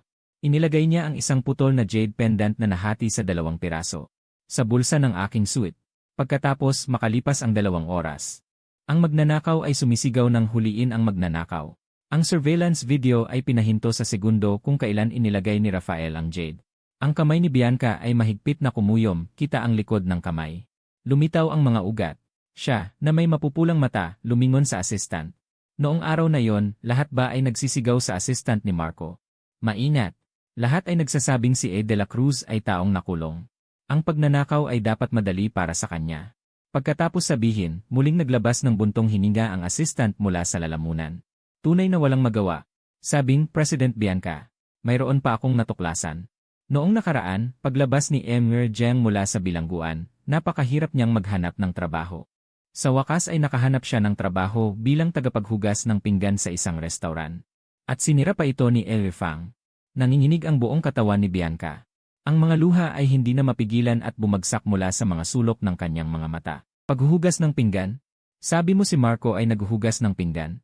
Ang kanyang boses ay nanginginig ng hindi mapigilan. Sa alaala ni Bianca, ako ay isang taong napaka-proud. Ang aking mga marka sa pag-aaral ay napakahusay. Ako ang tinatawag na male god sa paningin ng lahat. Pagkatapos ng graduation, ilang malalaking kumpanya ang nag-agawan sa akin. Nag-alok sila ng taunang sweldo na ilang beses na mas mataas kaysa sa merkado. Ngunit para sa kanya, sa kumpanya ni Bianca, pinili kong isuko ang lahat ng alok. Buong puso akong sumunod sa kanya. Ngunit ano ang ginawa niya? Ang dating paborito ng langit ay talagang handang maghugas ng pinggan. At sinira pa ito ni Rafael. Sa sandaling ito, hindi mabilang na mga detalye na hindi pinansin ni Bianca ay biglang lumitaw. Pumulo sa kanyang isip. Lahat ng mga hinaing na aking naranasan ay lumilitaw ng malinaw sa harap ko ngayon. Hindi na napigilan ni Bianca na umupo. Tumayo siya. Ang kanyang boses ay napakasabwa. Pumunta ka at mag-book para sa akin ng tiket papuntang lungsod ng Ya. Kahit na baligtarin ko ang buong lungsod ng Ya. Hahanapin ko siya. Mabilis na nagsalita ang assistant. Tungkol kay Emir Fang. Nagtaas ng tingin si Bianca. Tanging dilim na lamang ang nasa kanyang mga mata. Wala na siyang pakialam. Naunawaan ng assistant ang ibig sabihin. Sige, naiintindihan ko. Pagkatapos ng 3 oras, sumakay si Bianca sa pinakamalapit na eroplano papuntang lungsod ng Ya. Hinawakan niya ang kanyang telepono at patuloy na nag-scroll pataas. Tinitingnan ang usapan namin. Bago lumitaw si Rafael. Mabuti naman kami noon. Nag-uusap pa nga kami tungkol sa kasal. Ilang anak ang gusto namin. Sa pinakababa ay ang mensaheng ipinadala sa akin ni Bianca. Marco, alam ko na ang lahat. Ang jade pendant ay hindi mo ninakaw. Ako ang nagkamali sa'yo. Paumanhin. Alam kong natuklasan mo ang sikreto ng aking binti. Pero maaari mo ba akong pakinggan na magpaliwanag? Ngayon, nasa daan na ako papunta sa'yo. Nang lumapit ang flight attendant, pinaalalahanan siya na i-on ang airplane mode. Doon lang napabuga ng hangin si Bianca. Pumikit siya. Sa kasabay ng dagundong. Dinala ng eroplanong ito si Bianca sa isang ganap na hindi pamilyar na lungsod. Wala ako sa Yashi. Kalahating buwan na ang nakalipas. Ang intensyon ko ay lumipad patungo sa Yashi, isang mainit na lugar. Upang manatili ng ilang panahon. Ngunit hindi inaasahan, pagbaba ko lang ng eroplano. Ninakaw ang aking pitaka. Kasama na rin ang aking gi. Sa sobrang kawalan ng pag-asa, tumakbo ako at nagtrabaho ng ilang araw bilang pana-panahong manggagawa. Nakakuha ng sapat na pera. Saka ko naisipang mag-renew ng gi. Ngunit pagdating ko sa government hall, biglang nakatagpo ito. Nag-crash ang sistema. Napatingin ako sa tabi ng ilang sandali. Nagbigay ng ilang mungkahi ng walang pag-iisip. At biglang bumalik sa normal ang sistema. Dahil may kaso pa akong dala. Hindi ako nangahas na masyadong mag-ingay. Hindi ko na inasikaso ang pag-renew ng ngi. At mabilis na tumakas. Ngunit nang matulog ako sa isang murang inn na nagkakahalaga ng ilang dosena, may kumatok sa pinto ng aking silid. Sa pag-isip na wala namang maagaw sa akin, humawak ako ng upuan. At binuksan ko ang pinto. Sino nang mag-akala na sa labas ay nakatayo ang isang babae? Nakasuot ng hindi akma sa okasyong mataas na takong. Midi skirt at puting blusa. Kulot na buhok at matingkad na pulang labi. Napakaliwanag na hindi dapat lumitaw sa ganitong masikip na espasyo. Ang kanyang pabango ay may woody scent, na napaka-komportable para sa akin na may allergy sa pollen. Tiningnan ng babae ang ayos ng silid mula itaas hanggang ibaba. Pagkatapos ay kinuha mula sa kanyang mamahaling bag ang isang business card. At iniabot sa akin, Ginoo. Ang pangalan ko ay Miguel. Ngayon sa government hall ay nagkaroon ako ng karangalan na makita ka. Nagulat ako ng bahagya. May kailangan ka ba? Kulang ang aming kumpanya ng isang tagapamahala ng teknikal na departamento. Nais kong taimtim na imbitahan kayo sa aming kumpanya upang gampanan ang posisyong ito. Ang taunang sweldo ay pwedeng pag-usapan. Sa una akala ko ay nakasalamuha ako ng manloloko. Hanggang gabi, nakahiga ako sa kama at hinanap ang pangalan ng babae sa kanyang business card. Bigla akong umupo. Ang babaeng ito pala ay ang pangalawang anak na babae ng pamilya Miguel. Iyon ang pamilya Miguel na laging nasa top 3 sa listahan ng mayayaman. Kinabukasan ay nag-impake ako ng aking mga gamit. Sumama ako sa kanya papuntang Ming City. Sumakay ng may batch. Hindi kailangan ng Nakaupo ako sa marangyang likod na upuan ng kotse. Uminom ng kape na ginawa mismo ni Miguel. Tinanong, Boss Miguel, hindi ka ba nagtataka kung bakit wala akong Hindi. Malamig na sabi ni Miguel. Lahat ng tao ay may mga sikreto. Ang iyong kakayahan ay nagpapahintulot sa akin na baliwalain ang mga sikretong iyon. Hindi mahalaga. Si Miguel ay nagbigay pa sa akin ng ibang pagkakakilanlan. Ang kanyang kakayahang magkontrol ng lahat. Ginawa akong tapat na sumunod sa kanya. Naging tagapamahala ng teknikal na departamento ng isa sa kanyang mga kumpanya. Kahit na sa unang araw ng trabaho, ang aking gusgusin at murang kamiseta ay lubos na hinamak ng aking mga kasamahan. Ngunit sanay na ako sa ganoong tingin kaya hindi ko ito pinansin. Nanatili ako sa aking opisina. Walang ginawa sa buong araw. Hanggang sa pagdating ng gabi, biglang nag-crash ang internal system ng kumpanya. At walang sinuman sa buong departamento ang nakalutas nito. Lumabas ako ng opisina na may dalang isang tasa ng kape. Dumaan sa computer ng tinatawag na eksperto. Paulit-ulit kong pinanood siya. Paulit-ulit niyang ginagawang mas malala ang internal system. Hindi ko napigilang bumuntong hininga. Ang damdamin ay halo-halo. Sa wakas ay tumayo siya at pinalo ang mesa. Anong ibig sabihin ng pagbuntong hininga mo? Kung kaya mo, ayusin mo ang system. Wala kang kakayahan. Nagpapanggap ka pa. May sakit ka ba? Lahat ng iyong mga kasamahan ay nagsimulang ituro ako. Hindi alam kung saan galing ang koneksyon. Dumiretso bilang tagapamahala. Walang kakayahan. Susundin ba namin kayo? Sige na. Tigilan niyo na ang usapan. Maya-maya maiiyak na yan at hahanap ng nanay niya. Matagal ko nang pinalakas ang aking loob. Bahagya lamang akong umiti nang marinig iyon. Umurong ang gulat na ekspertong lalaki. Anong ibig mong sabihin? Hinawakan ko sa kwelyo ang kausap. Umupo ako ng dire-diretso. Sa simula hanggang dulo, 5 pindutan lang ang pinindot ko. Sa sandaling bumalik ang sistema. Tahimik ang buong opisina. Nagulantang ang lahat ng mga mukha. Matapos ang sandaling 3 segundong katahimikan, biglang sumabog ang ekspertong lalaki. Tama nga. Bakit hindi ko naisip yon? Lumapit siya at sinimulang hagurin ang aking likod. Marco de la Cruz, hindi. Kuya de la Cruz, hindi rin. Manager de la Cruz, paano mo naisip ang ganoong paraan? Nagkandara pa ang lahat ng kasamahan. Nag-alok ng tsaa at tubig.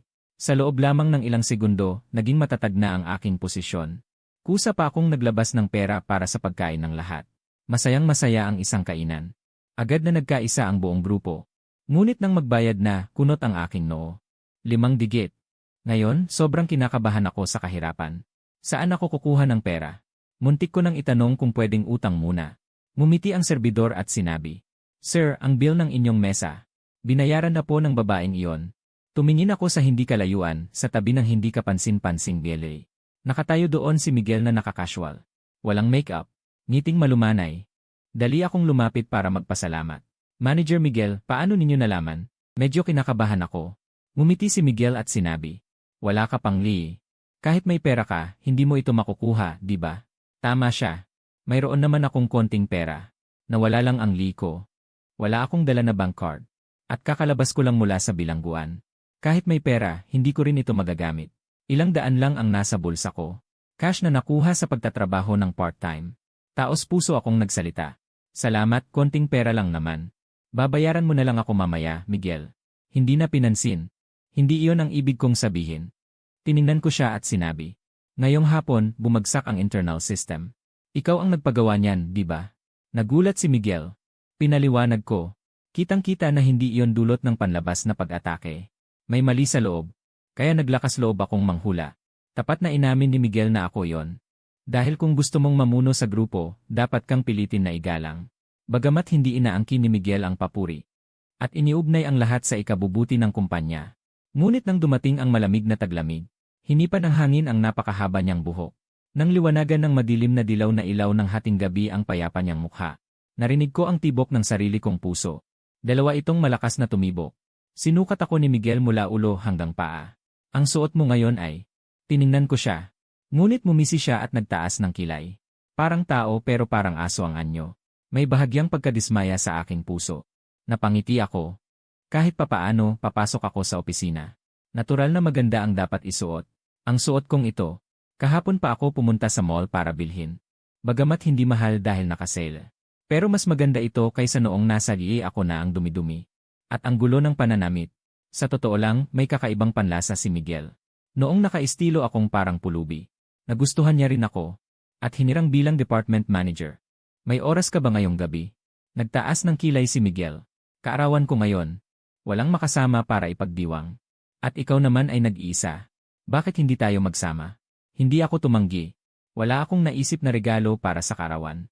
Sa pag-iisip-isip, pumili ako ng makalumang paraan.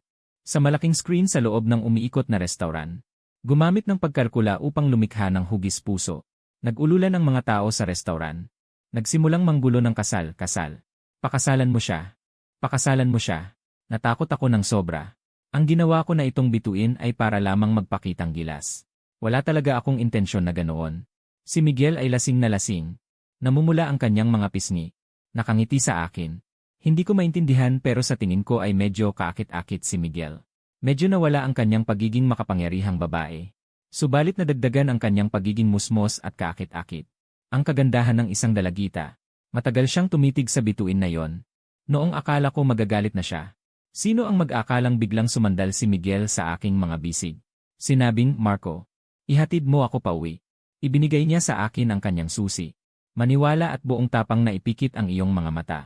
Sa buong biyahe, libu-libong ideya ang dumaan sa aking isipan. Sa wakas, huminto ang Yenri sa labas ng mamahaling komunidad sa gitna ng lungsod. Sumandal si Miguel sa aking balikat at tinanong kung gusto kong umakyat at umupo. Hindi na kailangang sabihin pa ang kahulugan. Ngunit tumanggi ako. Sinabi ko, mukhang hindi pa masyadong lasing si Ginoong Miguel. Natigilan si Miguel. Napangiti ako ng medyo awkward. Sa totoo lang, hindi pa ako nakaka-move on mula sa aking nakaraang relasyon. Kaya sa buong buhay ni Miguel, marahil ito ang unang beses na siya ay tinanggihan. Medyo nagalit pa siya. Ang bigat ng kanyang ekspresyon hanggang sa naisip kong mawawala na naman ang trabaho ko.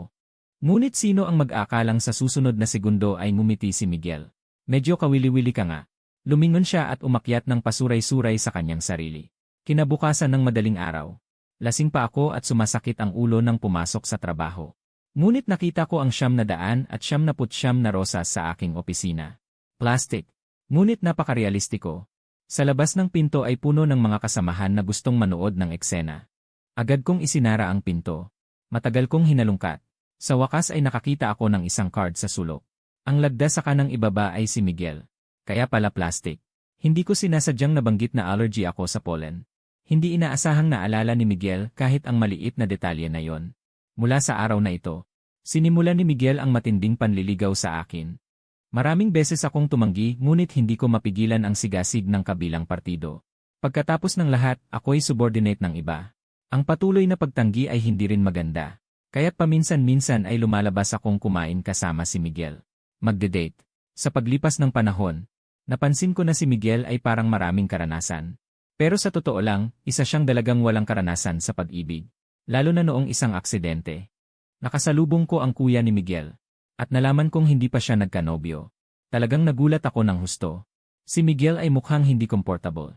Hindi ako nagda-date, hindi dahil walang lumalapit sa akin, kundi dahil masyadong abala ako sa trabaho noong mga nakaraang taon. Pagkatapos niyang sabihin yon para itago ang kanyang hiya, ibinaba niya ang kanyang ulo at sumubo ng ilang kutsarang ice cream. Ngumiti ako at sumang-ayon sa kanya. Pero napansin ni Miguel ang kahulugan ng aking ngiti. Itinaas niya ang kanyang daliri at itinuro ako. Nagbabanta siya. Kung tatawa ka pa ng isang beses, babaliin ko ang mga ngipin mo. Mabilis kong inilapat ang aking kamay sa aking mga labi. Pero ang saya sa aking mga mata ay hindi mapigilang lumabas. Sa huli, hindi na rin napigilan ni Miguel ang kanyang sarili. Sabay silang tumawa. Dahil sa bagay na ito. Sa tingin ko, mas naging malapit ang relasyon namin ni Miguel. Pagkatapos kumain, kusang sinabi ni Miguel na ihatid ako pauwi. Malapit lang siguro ito sa inuupahan mong bahay, di ba? Maglalakad ako para ihatid ka pauwi. Nagtaas ako ng kilay. President Miguel ay nakasuot ng high heels. Diretsong iniabot ni Miguel ang kanyang kamay. Hinubad niya ang kanyang sariling sapatos. Nakatapak na walang sapatos sa malamig na lupa. Ate, taglamig ito. Pinindot ang sentido. Mabilis na lumiko sa isang maliit na tindahan. Binilhan siya ng tsinelas at isinuot. Gabi na, oras na para umuwi. Naglalakad silang dalawa sa tabi ng kalsada na puno ng tao. Magkadikit ang kanilang mga balikat. Bumalik sa daan. Dapat ay 20 minuto. Ngunit tila mas mabilis na lumipas ang 43 minuto. Nang makita ko ang aking bahay na hindi kalayuan, hindi ko napigilang makaramdam ng panghihinayang. Bakit ang bilis? Napangiti ako nang walang magawa. Ibigay mo sa akin ang sapatos mo. Isuot mo na ang iyong sapatos at umuwi na. Huwag kang magkasipon. Sa sandaling yumuko ako upang kunin ang tsinelas. Biglang napasigaw si Miguel. Mabilis akong nag-angat ng ulo. Nanlaki ang aking mga mata. Sa harapan ko ay isang pamilyar na figura. Hindi ko alam kung saan nagmula ang biglang paglabas. Dumapa si Miguel sa lupa. Hinihila pa paatras ng kalaban ang buhok ni Miguel. Pula ang mga mata ni Bianca. Parang baliw siyang sumigaw. Papatayin kita, ikaw na kabit. Hindi ko inaasahan na hahanapin ako ni Bianca.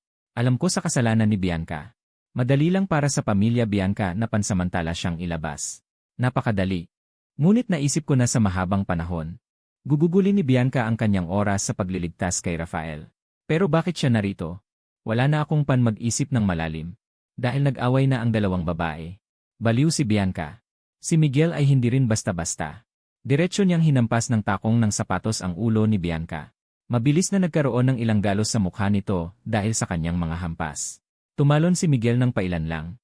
At dumiretso ang pagkakaupo sa katawan ni Bianca. Sinakal niya ang leg nito. Sumigaw siya, ako'y malayang umiibig. Sino ang tinatawag mong kabit? Sumigaw sa akin si Bianca. Marco, ano pang nakatayo ka riyan? Tulungan mo ako agad. Sa halip, lumapit ako at hinawakan ang kamay ni Miguel. Inilagay ko siya sa likuran ko bilang proteksyon. Nanginginig sa galit si Bianca. Sabi ko, bakit bigla kang umalis? Ito pala ay pagtataksil. Nagustuhan ko na ang ibang babae. Ikaw na babaeng walang hiya. Tingnan mo ngayon kung hindi kita papatayin. Sa wakas, hindi ko na napigilan ang aking galit at sumigaw. Anong kabaliwan ito? Si Miguel at ako ay ilang araw pa lamang magkakilala. Lumingon ako kay Miguel at sinabi, pasensya na. May mga bagay akong kailangang ayusin. Maari ka munang umuwi. Walang sinabi si Miguel. Diretso siyang sumakay ng kotse at umalis. Si Bianca naman ay nakaupo pa rin sa dati niyang kinaupuan. Tila naaapi, tumingin sa akin at iniabot ang kamay na sinasabing, Marco, hindi mo ba ako alalayan para tumayo? Tumingin lang ako sa kanya mula sa itaas. Bianca, hindi ka naman pilay. Hindi mo ba alam na tumayo ka mag-isa? Biglang nagkaroon ng hiya sa mukha ni Bianca. Umupo pa siya sa lupa ng ilang segundo bago nagmamadaling tumayo. Pumihit na ako at umalis.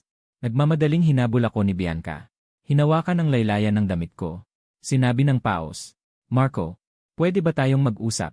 Ang bagong inupahan kong bahay ay isang kwartong apartment. Napakalapit sa opisina. Hindi masyadong mataas ang upa, kaya ng sweldo na bayaran ito. Medyo may pagkaosi ako sa kalinisan. Kahit maliit ang kwarto. Pero maayos ang pagkakaayos ko. Pagkapasok ni Bianca, agad siyang lumingon-lingon. Nakasimangot, mahina siyang nagmumura. Dito ka nakatira, tanong niya. Walang emosyon akong nagsalita. Ang bahay na iniwan sa akin ng nanay ko ay ipinagbili mo na. Saan pa ba ako titira? Lalong napahiya si Bianca. Nerbiyos siyang naupo sa solo sofa. Kinakabahan, nanginginig ang hininga. Hindi man lang ako nag-abot ng tubig. Tinanong ko, ano ba talaga ang gusto mong sabihin? Lumunok si Bianca. Sa wakas, nagsalita siya ng pilit. Marco Lee, naparito ako para humingi ng tawad sa iyo. Tiningnan ko siya nang hindi nagsasalita. Ang pagpapanggap na pilay ay kasalanan ko. Matapos sabihin ang paghingi ng tawad, naging madali na ang pagpapaliwanag. Alam mo naman na si Rafael ay mula sa Instituto ng Pananaliksik. Kapag siya ay nahatulan, ibig sabihin ay masisira ang kanyang buhay sa hinaharap. Talagang hindi ko kayang tiisin. Napangisi ako. Hindi ko napigilan ang humadlang sa kanya. Bianca, paano naman ang kinabukasan ko? Mahigpit na pinisil ni Bianca ang kanyang kamay. Noon, naisip ko na nasa kumpanya mo naman ako nagtatrabaho. Pagkalabas mo ng kulungan, hindi ako magdadalawang isip na payagan kang magpatuloy sa pagtatrabaho dito. Wala itong magiging epekto sa iyong buhay. Walang kibo kung tiningnan siya. Bianca, dapat ay maganda ang aking kinabukasan. Dahil sa pagmamahal ko sa iyo, pinili kong manatili sa tabi mo. Namumutla si Bianca. Pagkalabas ko ng kulungan, nakapaglinis na rin ako ng mga plato. Saan pa ang kinabukasan? Sa wakas, nawalan na ako ng pasensya. Tumayo ako at pinaalis siya.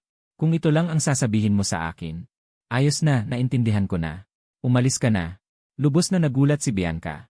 Ang lahat ng ito ay hindi katulad ng kanyang inaakala. Sa mga nakaraang araw, hinahanap niya ako. Hindi kumakain at umiinom. Hindi natutulog at nagpapahinga. Hindi na niya napapansin ang kanyang kumpanya. Dahil palagi niyang iniisip. Kapag natagpuan niya ako, kapag humingi siya ng tawad sa akin, tiyak na mapapatawad ko siya. Hindi ba't ganito lagi ang nangyayari? Lagi akong may pinakamataas na pagtitiis at pasensya sa kanya. Kahit anong mali ang gawin niya, patawarin ko siya. Pero bakit ngayon ay tila hindi na ganito? Mahigpit na hinawakan ni Bianca ang aking braso. Patuloy na nagsalita. Tungkol sa jade pendant, natagpuan ko na rin ang totoo. Si Rafael ang sadyang nag-akusa sa'yo. Wala ka namang ninakaw sa kanya. Lahat ay naging malinaw. Nagkamali ako sa'yo. Humihingi ako ng tawad. Patawarin mo na ako, please. Binuksan ko lang ang pinto. At itinulak siya palabas. Namula ang mga mata ni Bianca. Matigas ang pagkakahawak sa akin. Ayaw bitawan. Marco, alam kong galit ka pa sa akin. Okay lang. Maaari kitang hintayin hanggang mawala ang galit mo. Pero unti-unti kong binuksan ang kanyang mga daliri. Ang kanyang kamay ay nanghina at bumagsak.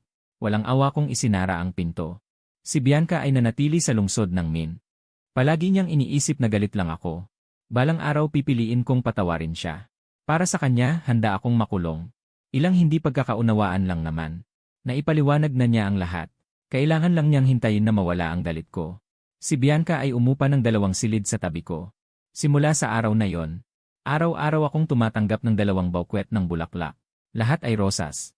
Pero ang isa ay plastic. At ang isa ay totoo. Palagi kong iniingatan ng mabuti ang totoo.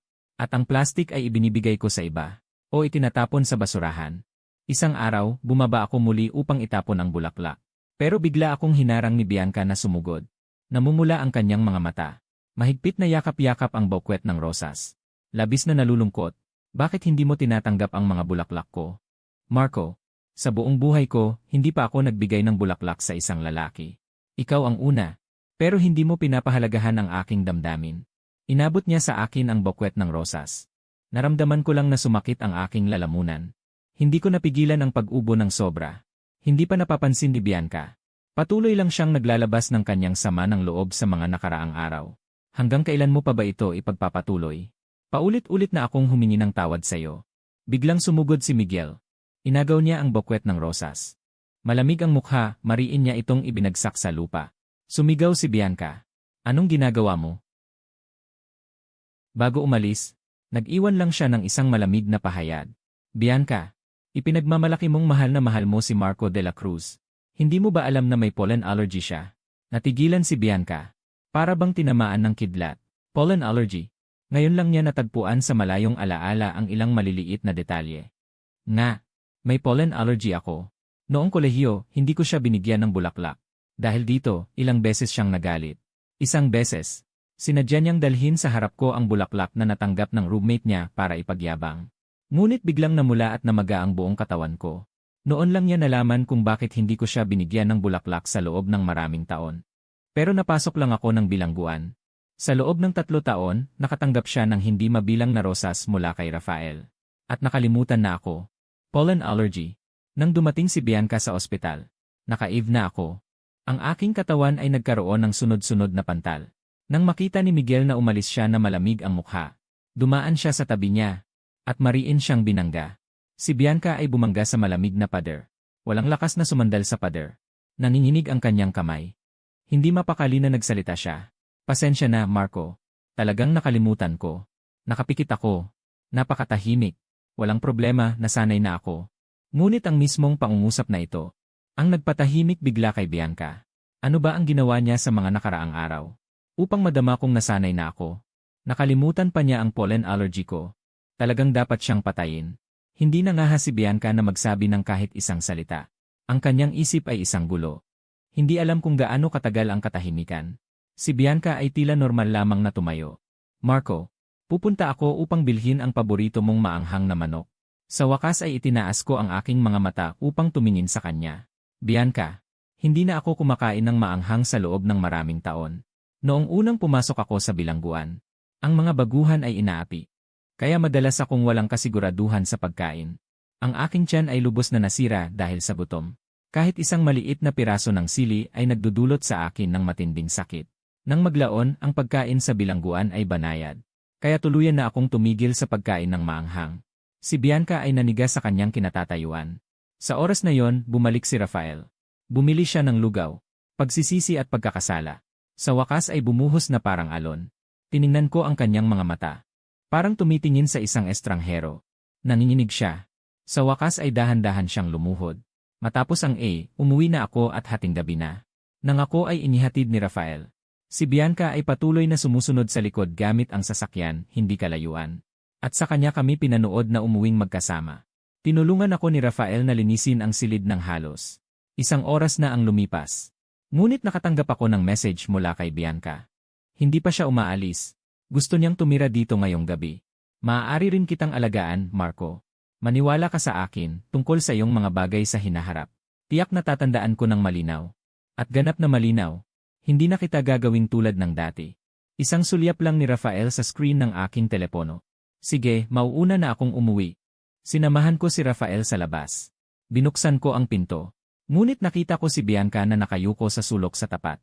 Nang makita niyang lumabas si Rafael, agad na lumiwanag ang kanyang mga mata. Aalis ka na. Hindi nagsalita si Rafael. Diretso siyang bumaba ng hagdan.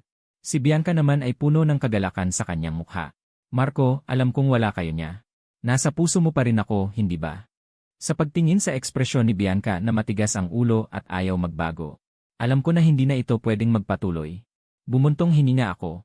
Binuksan ko ang pintuan. Pumasok ka. Mag-usap tayo. Si Bianca ay mas natuwa at naging masaya. Akala niya ito ang simula ng pagkakasundo naming dalawa. Binuhusan ko siya ng isang basong tubig. Seryosong. Umupo sa tapat niya. Nagsalita ako. Bianca, malaki ang epekto mo sa buhay ko ngayon. Biglang nanigas ang ekspresyon ng mukha ni Bianca. Ibinaba niya ang baso na may tubig. Nayanig ito. Tumalsik ang tubig sa buong mesa. Mabilis siyang kumuha ng tissue at pinunasan. Habang nagsasabi pa, pasensya na.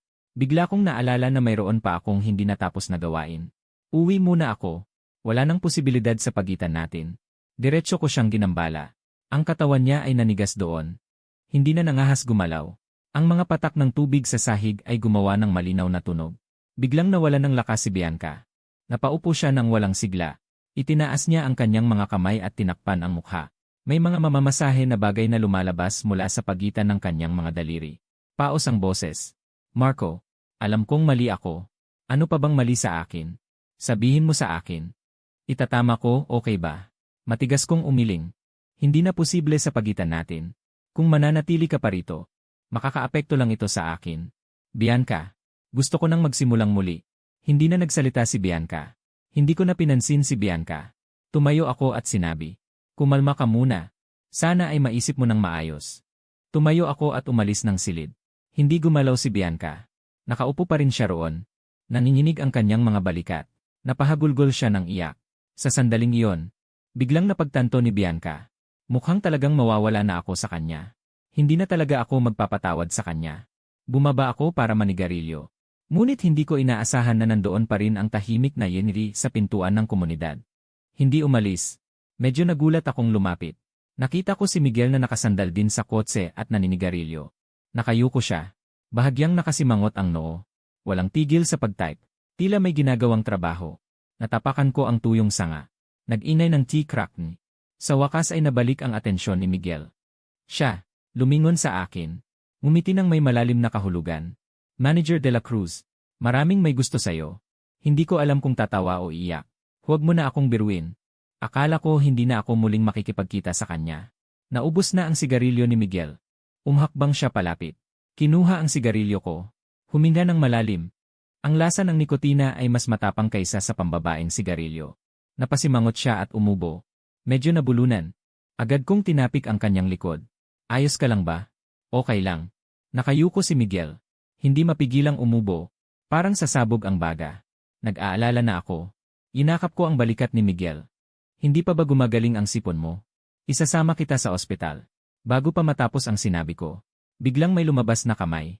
Hinila ang braso ni Miguel. Ito ay mariing inihagis sa tabi. Tumama si Miguel sa flower bed. Napaupo siya ng buo sa sahig. Sobrang sakit kaya pinawisan siya ng todo. Si Bianca ay nakatingin sa akin na may mapupulang mga mata. Salitang may pagitan. Marco, napag-isipan ko na. Hindi ako susuko. Kailangan kitang ibalik. Tumitig siya kay Miguel ng may matinding galit. Pero salitang may pagitan ang bawat letra. Hindi ako naniniwala na ang damdamin ng isang tao ay pwedeng basta na lang bawiin. Marco, magkakilala na tayo ng mahigit 10 taon. Kaya mo bang kalimutan na lang lahat? Pinindot ko ang aking mga sentido. Tumingin sa kanya. Ang natitira na lang sa aking mga mata ay pagkabagot. Hindi ko siya pinansin. Umiling ako para tulungan si Miguel. Ngunit mariin akong tinulak palayo ni Bianca. Nagtawa ng malamig si Bianca. Si Miguel, di ba? Ang tanyag na pangalawang binibini ng pamilya Miguel, Marco. Nawalan ka na ba ng bait? Para isiping magkakaroon siya ng tunay na damdamin para sa'yo. Alam kong nasaktan kita. Ngunit dahil dito, hindi ko nais na patuloy kang masaktan. Siya si Miguel. Ngayon, maaaring talagang interesado siya sa'yo. Aaminin ko, nakikita ko rin ito. Pero sa hinaharap, makasisiguro ka bang magugustuhan ka niya habang buhay? Nanigas ako roon. Ibinaba ko ang aking mga mata. Sandaling tumahimik.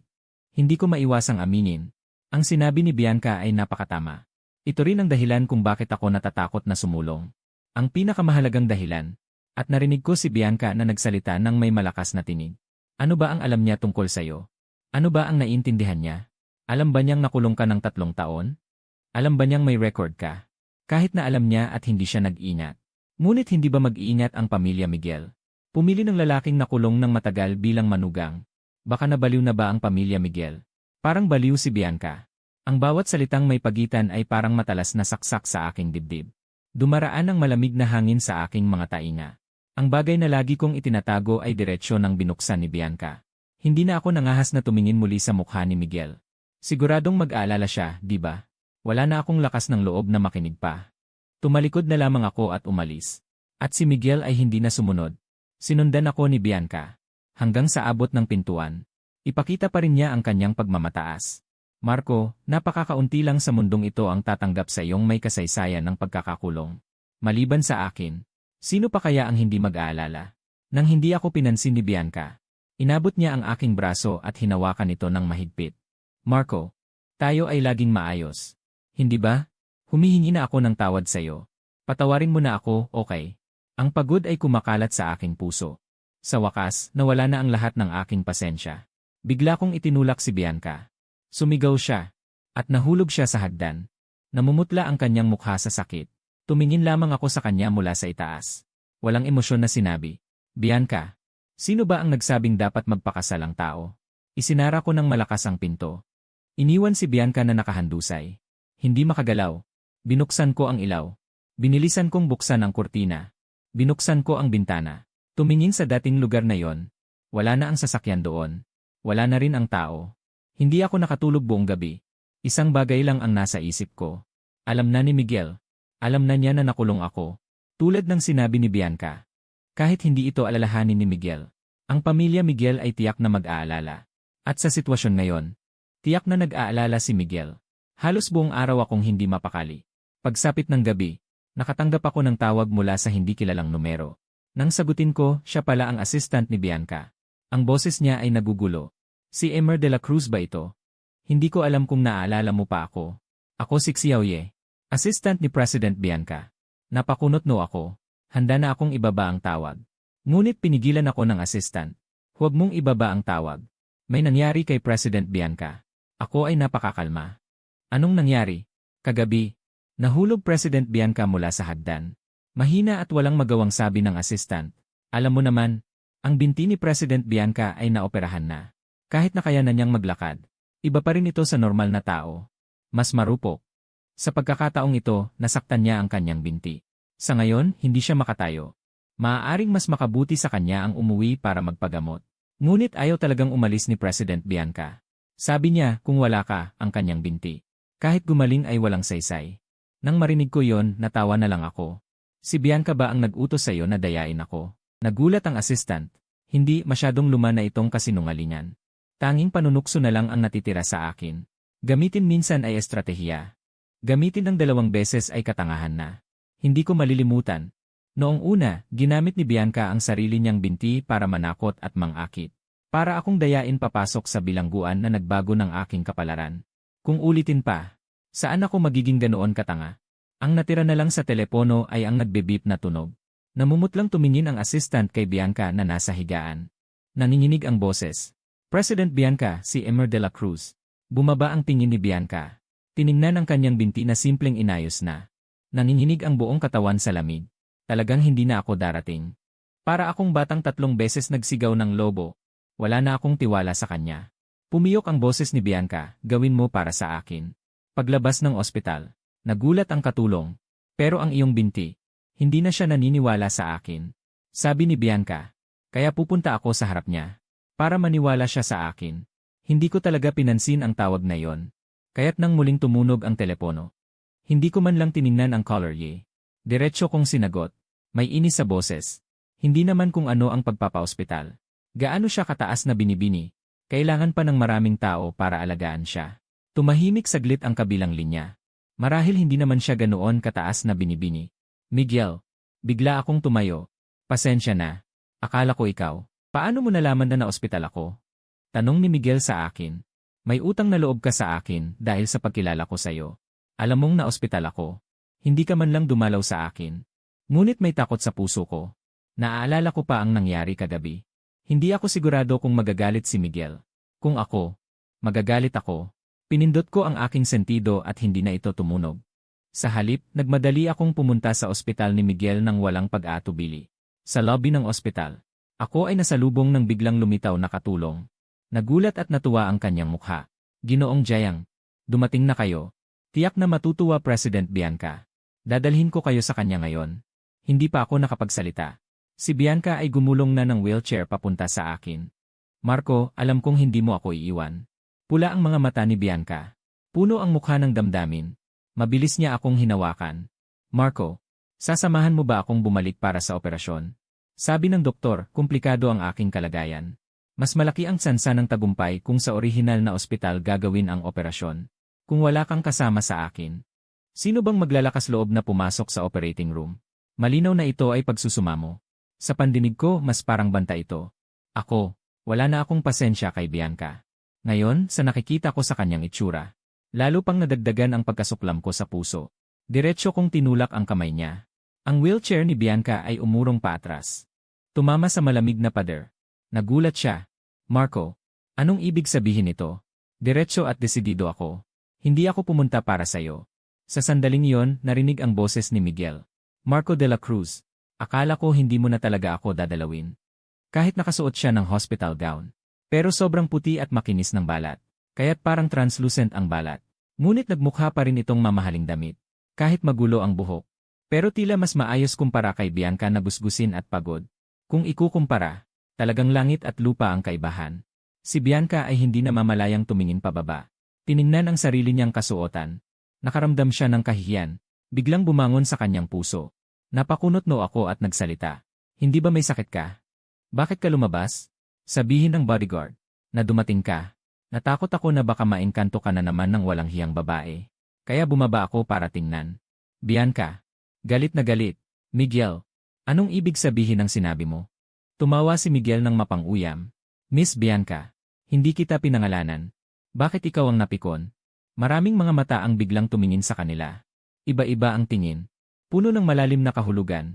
Nadama ni Bianca na hindi pa siya ganito kahiya sa buong buhay niya. Napakagatlabi siya sa sobrang galit. Marco de la Cruz, hinahayaan mo ang babaeng ito na saktan ako ng ganito. Ang aking binti ay napinsala dahil sa iyo. Pati ang pagbalik nito ay dahil itinulak mo ako pababa ng hagdan kagabi.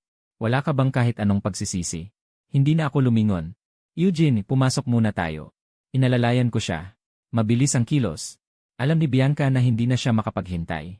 Hindi niya alam kung saan nanggaling ang lakas. Kahit sobrang sakit ng binti niya, napuno siya ng malamig na pawis. Hindi niya napigilan ang pagtayo. Sumugod sa akin. Hinawakan niya ang aking kamay. Nakakaawa na talaga. Marco, hindi mo na ba talaga ako pakikinggan? Ang mga mata ay puno ng sama ng loob. Ibinigay niya ang lahat ng kanyang lakas sa akin. Ang binti na nababalot ng benda ay talagang nakakatakot. Ngunit sa kasamaang palad, nang lumingon ako, wala akong nakitang iba kundi lamig. Walang awang inalis ko ang kamay ni Bianca. Isang malakas na lagabong. Dumiretso sa lupa si Bianca. Natakot ang assistant. Mabilis na sumugod. Presidente Bianca, Ginoong de la Cruz. Paano mo nagagawa ito? Sapat na ba ang kalagayan ng katawan ni Presidente Bianca? Nagmamadali akong pumutol sa kanya. Ngumisi ng mapanlait. Nagpapanggap pa ba? Nanginginig ang buong katawan ni Bianca sa sakit. Tumingin siya sa akin mula sa ibaba. Namamaos ang boses. Sinusubukang magpaliwanag. Marco, makinig ka sa aking paliwanag. Hindi kita dinaya. Pinuputol siya. Miss Bianca, ilang taon mo pa ba akong lolokohin ngayon? Hayaan mo akong hulaan ang iyong balak. Sabihin na bumalik ang sakit at kailangan mong operahan. Hindi na makatayo. Para takutin ako. At saka sasalo muli ng pagkakasala para kay Rafael, di ba? Hindi, Marco. Sa pagkakataong ito, talagang kailangan ko, umaagos ang mga patak ng pawis na kasing laki ng butil mula sa kanyang sentido. Talagang nasasaktan siya. Wala siyang lakas para kumilos. Ginamit niya ang lahat ng kanyang lakas upang magpaliwanag. Pero wala na akong pakialam. Hindi ko napigilan ang ngisi ng pang-uuyam. Bianca, kahit mamatay ka ngayon sa harapan ko, wala na akong pakialam. Puro na lamang desperasyon ang nasa mga mata ni Bianca. Nawalan siya ng lakas at bumagsak. Nakatitig ang walang laman niyang mga mata sa paalis kong likuran. Nang imulat niya ang bibig, isang hagulgol na parang sigaw ang lumabas. Agad siyang inalalayan ng assistant. President Bianca, dadalhin kita sa ospital. Bianca ay nakatitig sa kisem. Ang kanyang mga mata ay hindi gumagalaw, dahan-dahang nagsalita. Marco, tila talaga ayaw na niya sa akin. Isinara ang pinto ng pribadong silid ng ospital. Tunog ng boses ni Miguel. Dapat hindi siya nagsinungaling sa'yo. Kahapon, nahulog mula sa hagdan. Talagang nagbalik ang dating sugat. Hindi ako nagsalita. Sinabi muli ni Miguel. Hindi ka ba nag-aalala? Mahinahon kong sinabi. Alam ko. Si Miguel ay nagulat sandali. Lumingon ako sa kanya. Ang tingin ko ay malalim. Ikaw naman, wala ka bang pakialam sa akin? Matapos kong sabihin ito, pati ang paghina ko ay naging mahina. Hindi ako nangahas na huminga ng malakas. Natatakot akong makakuha ng positibong sagot mula sa kanya. Ngunit hindi ko inasahan na si Miguel ay ngumiti. Marco, hindi ka lumapit sa akin. Hindi ba dahil lang dito? Hindi ko na malayang ibinaba ko ang aking mga mata. Walang taong hindi maaapektuhan sa ganitong bagay. Nang sabihin ko ito, ang puso ko ay bumagsak ng malakas. Mapait akong ngumiti. Naisip ko, ganun nga. Paano hindi ako maapektuhan? Ako na nakulong ng 3 taon. Kahit sino ay magkakaroon ng maling pananaw. Pero ayos lang naman ako. Tahimik na umupo si Rafael. Ipatong ang isang binti sa kabila. Marco de la Cruz. Ano sa palagay mo ang pamilya Miguel? Natigilan ako. Ano? Ang pamilya Miguel ay hahayaan ang isang taong walang alam. Sa kanilang paligid. Malamig na sinabi ni Miguel. Mula sa sandaling isinakay kita patungo sa Minchen. Ikaw ay malinaw sa aking paningin. Alam ko na nakulong ka.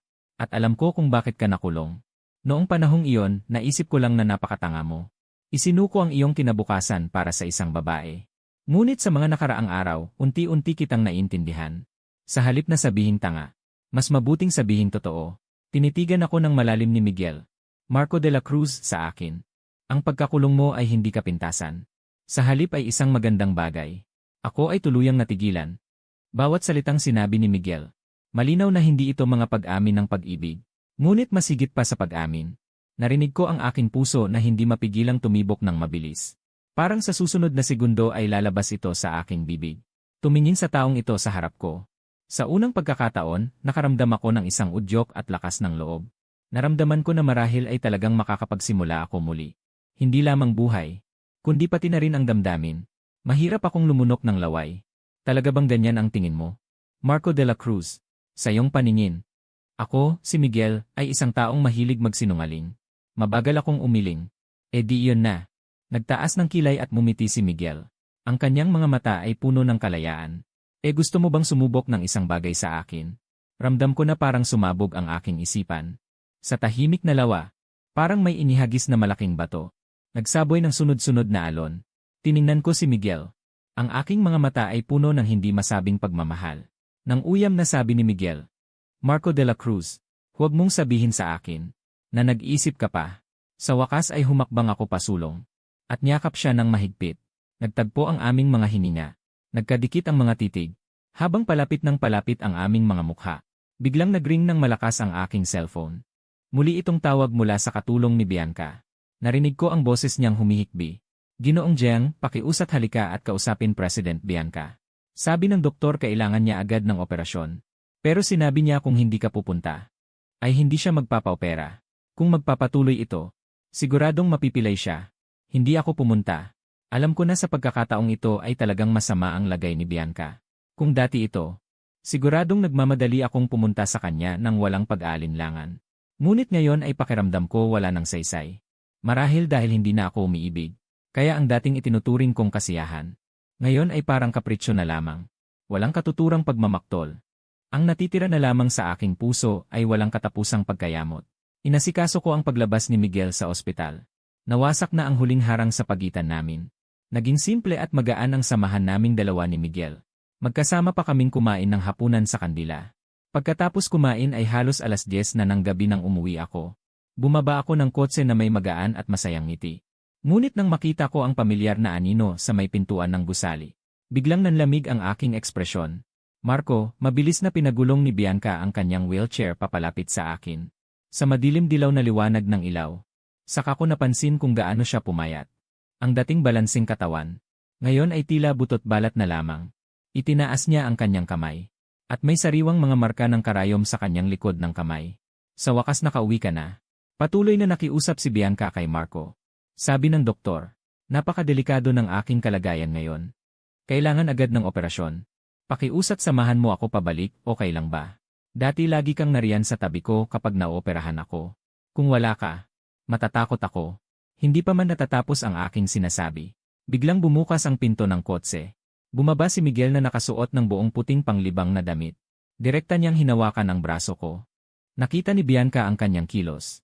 Ang kanyang mga mata ay biglang nanigas. Sumunod, direktang nagsalita si Miguel. Binibining Bianca, palagi mong ginugulo ang aking nobyo. Maaabala ako nito. Siguradong ayaw mo rin na ang iyong personal na buhay ay makaapekto sa operasyon ng kumpanya. Biglang naputol ang matagal nang pinipigilan niyang emosyon. Tulad ng isang hibla na pumutok. Ang mga kamay nilang magkahawak ay tila karayom na matalas na tumusok sa kanyang puso. Namumutla ang kanyang mukha. Parang isang demonyo. Marco, kasama mo na siya. Pabulong niyang sinabi. Na parang binigla ng matinding dagok. Nagkunot ang aking noo. Bago ako makapagsalita, biglang sumambulat sa malungkot na tawa si Bianca. Hindi. Niloloko mo lang ako. Ang dami nating taon na pagsasama. Paano mo ako kayang iwan? Marco, sabihin mo sa akin. Niloloko mo lang ako. Di ba? Nagpapanggap lang kayo ni Miguel, di ba? Lalong nanlalamig ang katawan dahil sa hangin. Sa wakas, hindi na napigilan ng katulong na nasa malapit at lumapit. Nagbulong sa inis. Lemmer de la Cruz. Alam na masama ang kalagayan ni Bianca ngayon. Bakit hindi na lang siya pakiusapan? Pero ni ayaw ko na siyang pakiusapan. Ano bang karapatan ko? Noong magkasama kami, ako lagi ang nag-asikaso sa kanya. Kahit naghiwalay na kami, kailangan ko pa bang siya pakiusapan? Ni isang salita man lang ay hindi ko sinabi. Mahigpit na hinawakan ang kamay ni Miguel. Iniwasan ang tingin ni Bianca at umalis dito. Muli akong hinawakan ni Bianca sa kwelyo at sinabing, Marco. Sa pagkakataong ito, hindi talaga ako nagsisinungaling sa'yo. Ako naman ay hindi tumitingin sa likod. Kahit na siya ay bumagsak sa lupa ng may malakas na tunog. Naglabas ng mahinang hiyaw. Sumigaw ang katulong. Bianca. Bianca, ayos lang po ba kayo? Bianca, gising po. Patuloy pa rin akong naglalakad. Hindi na tatalikod. Si Bianca ay napilitang manood habang ang aking anino ay lalong lumalayo. Sa wakas, tuluyan na akong nawala kasama ang ibang babae sa kadiliman. Hindi na ako babalik. Kahit gamitin niya ang lahat ng paraan. Narinig ko ang balita tungkol kay Bianca. Makalipas ang isang linggo, narinig ko na masama ang kalagayan. Siya ay direktang iginapos ng kanyang mga magulang na sina Bianca at dinala para operahan. Ngunit malala ang impeksyon ng sugat. Hindi nagtagumpay ang operasyon. Ang kanyang binti ay tuluyan ng nawasak sa pagkakataong ito. Nang marinig ko ang balitang ito, matagal akong natulala. Hindi ko talaga inaasahan.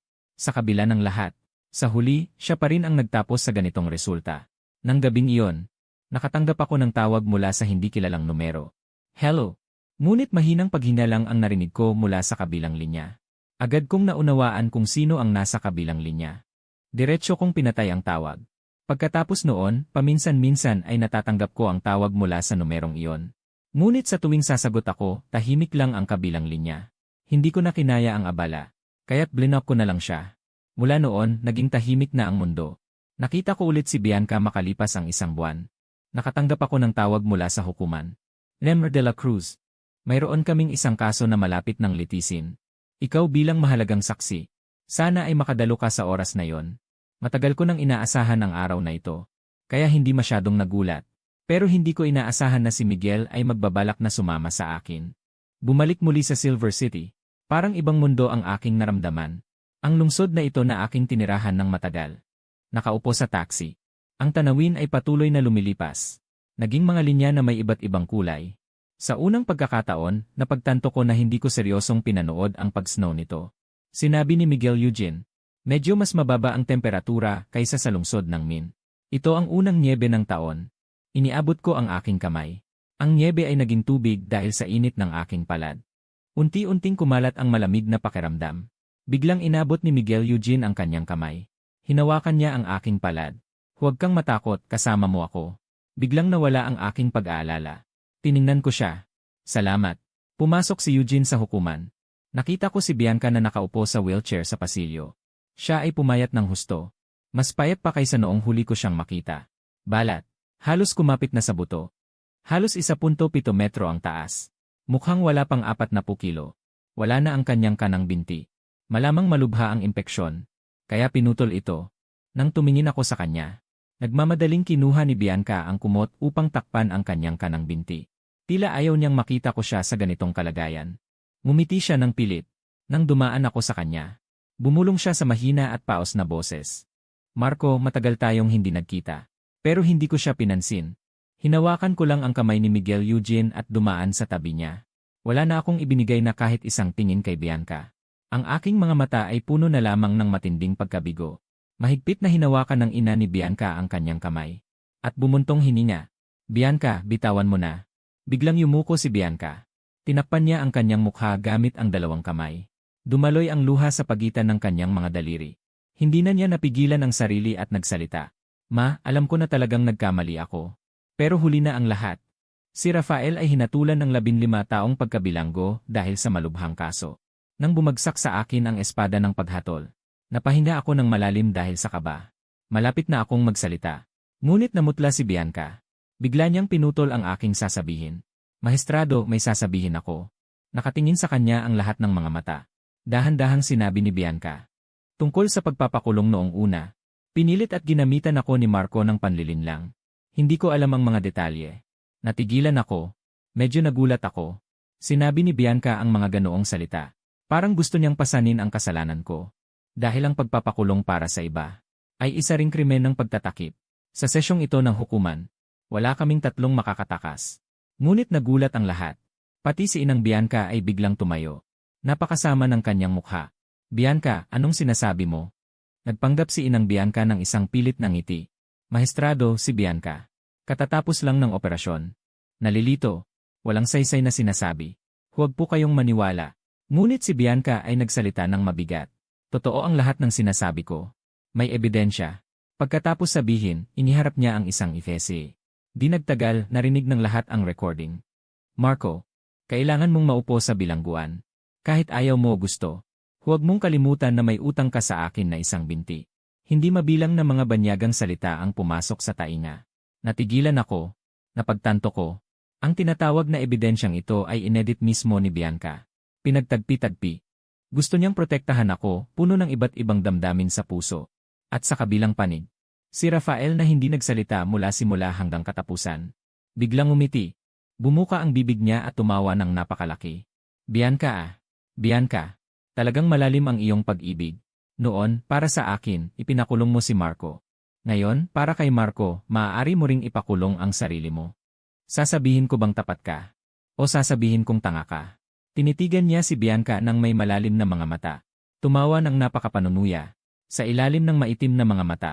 Ang mga mata ay mapanlinlang at nakakatakot. Si Bianca ay hindi man lang tumitingin sa kanya.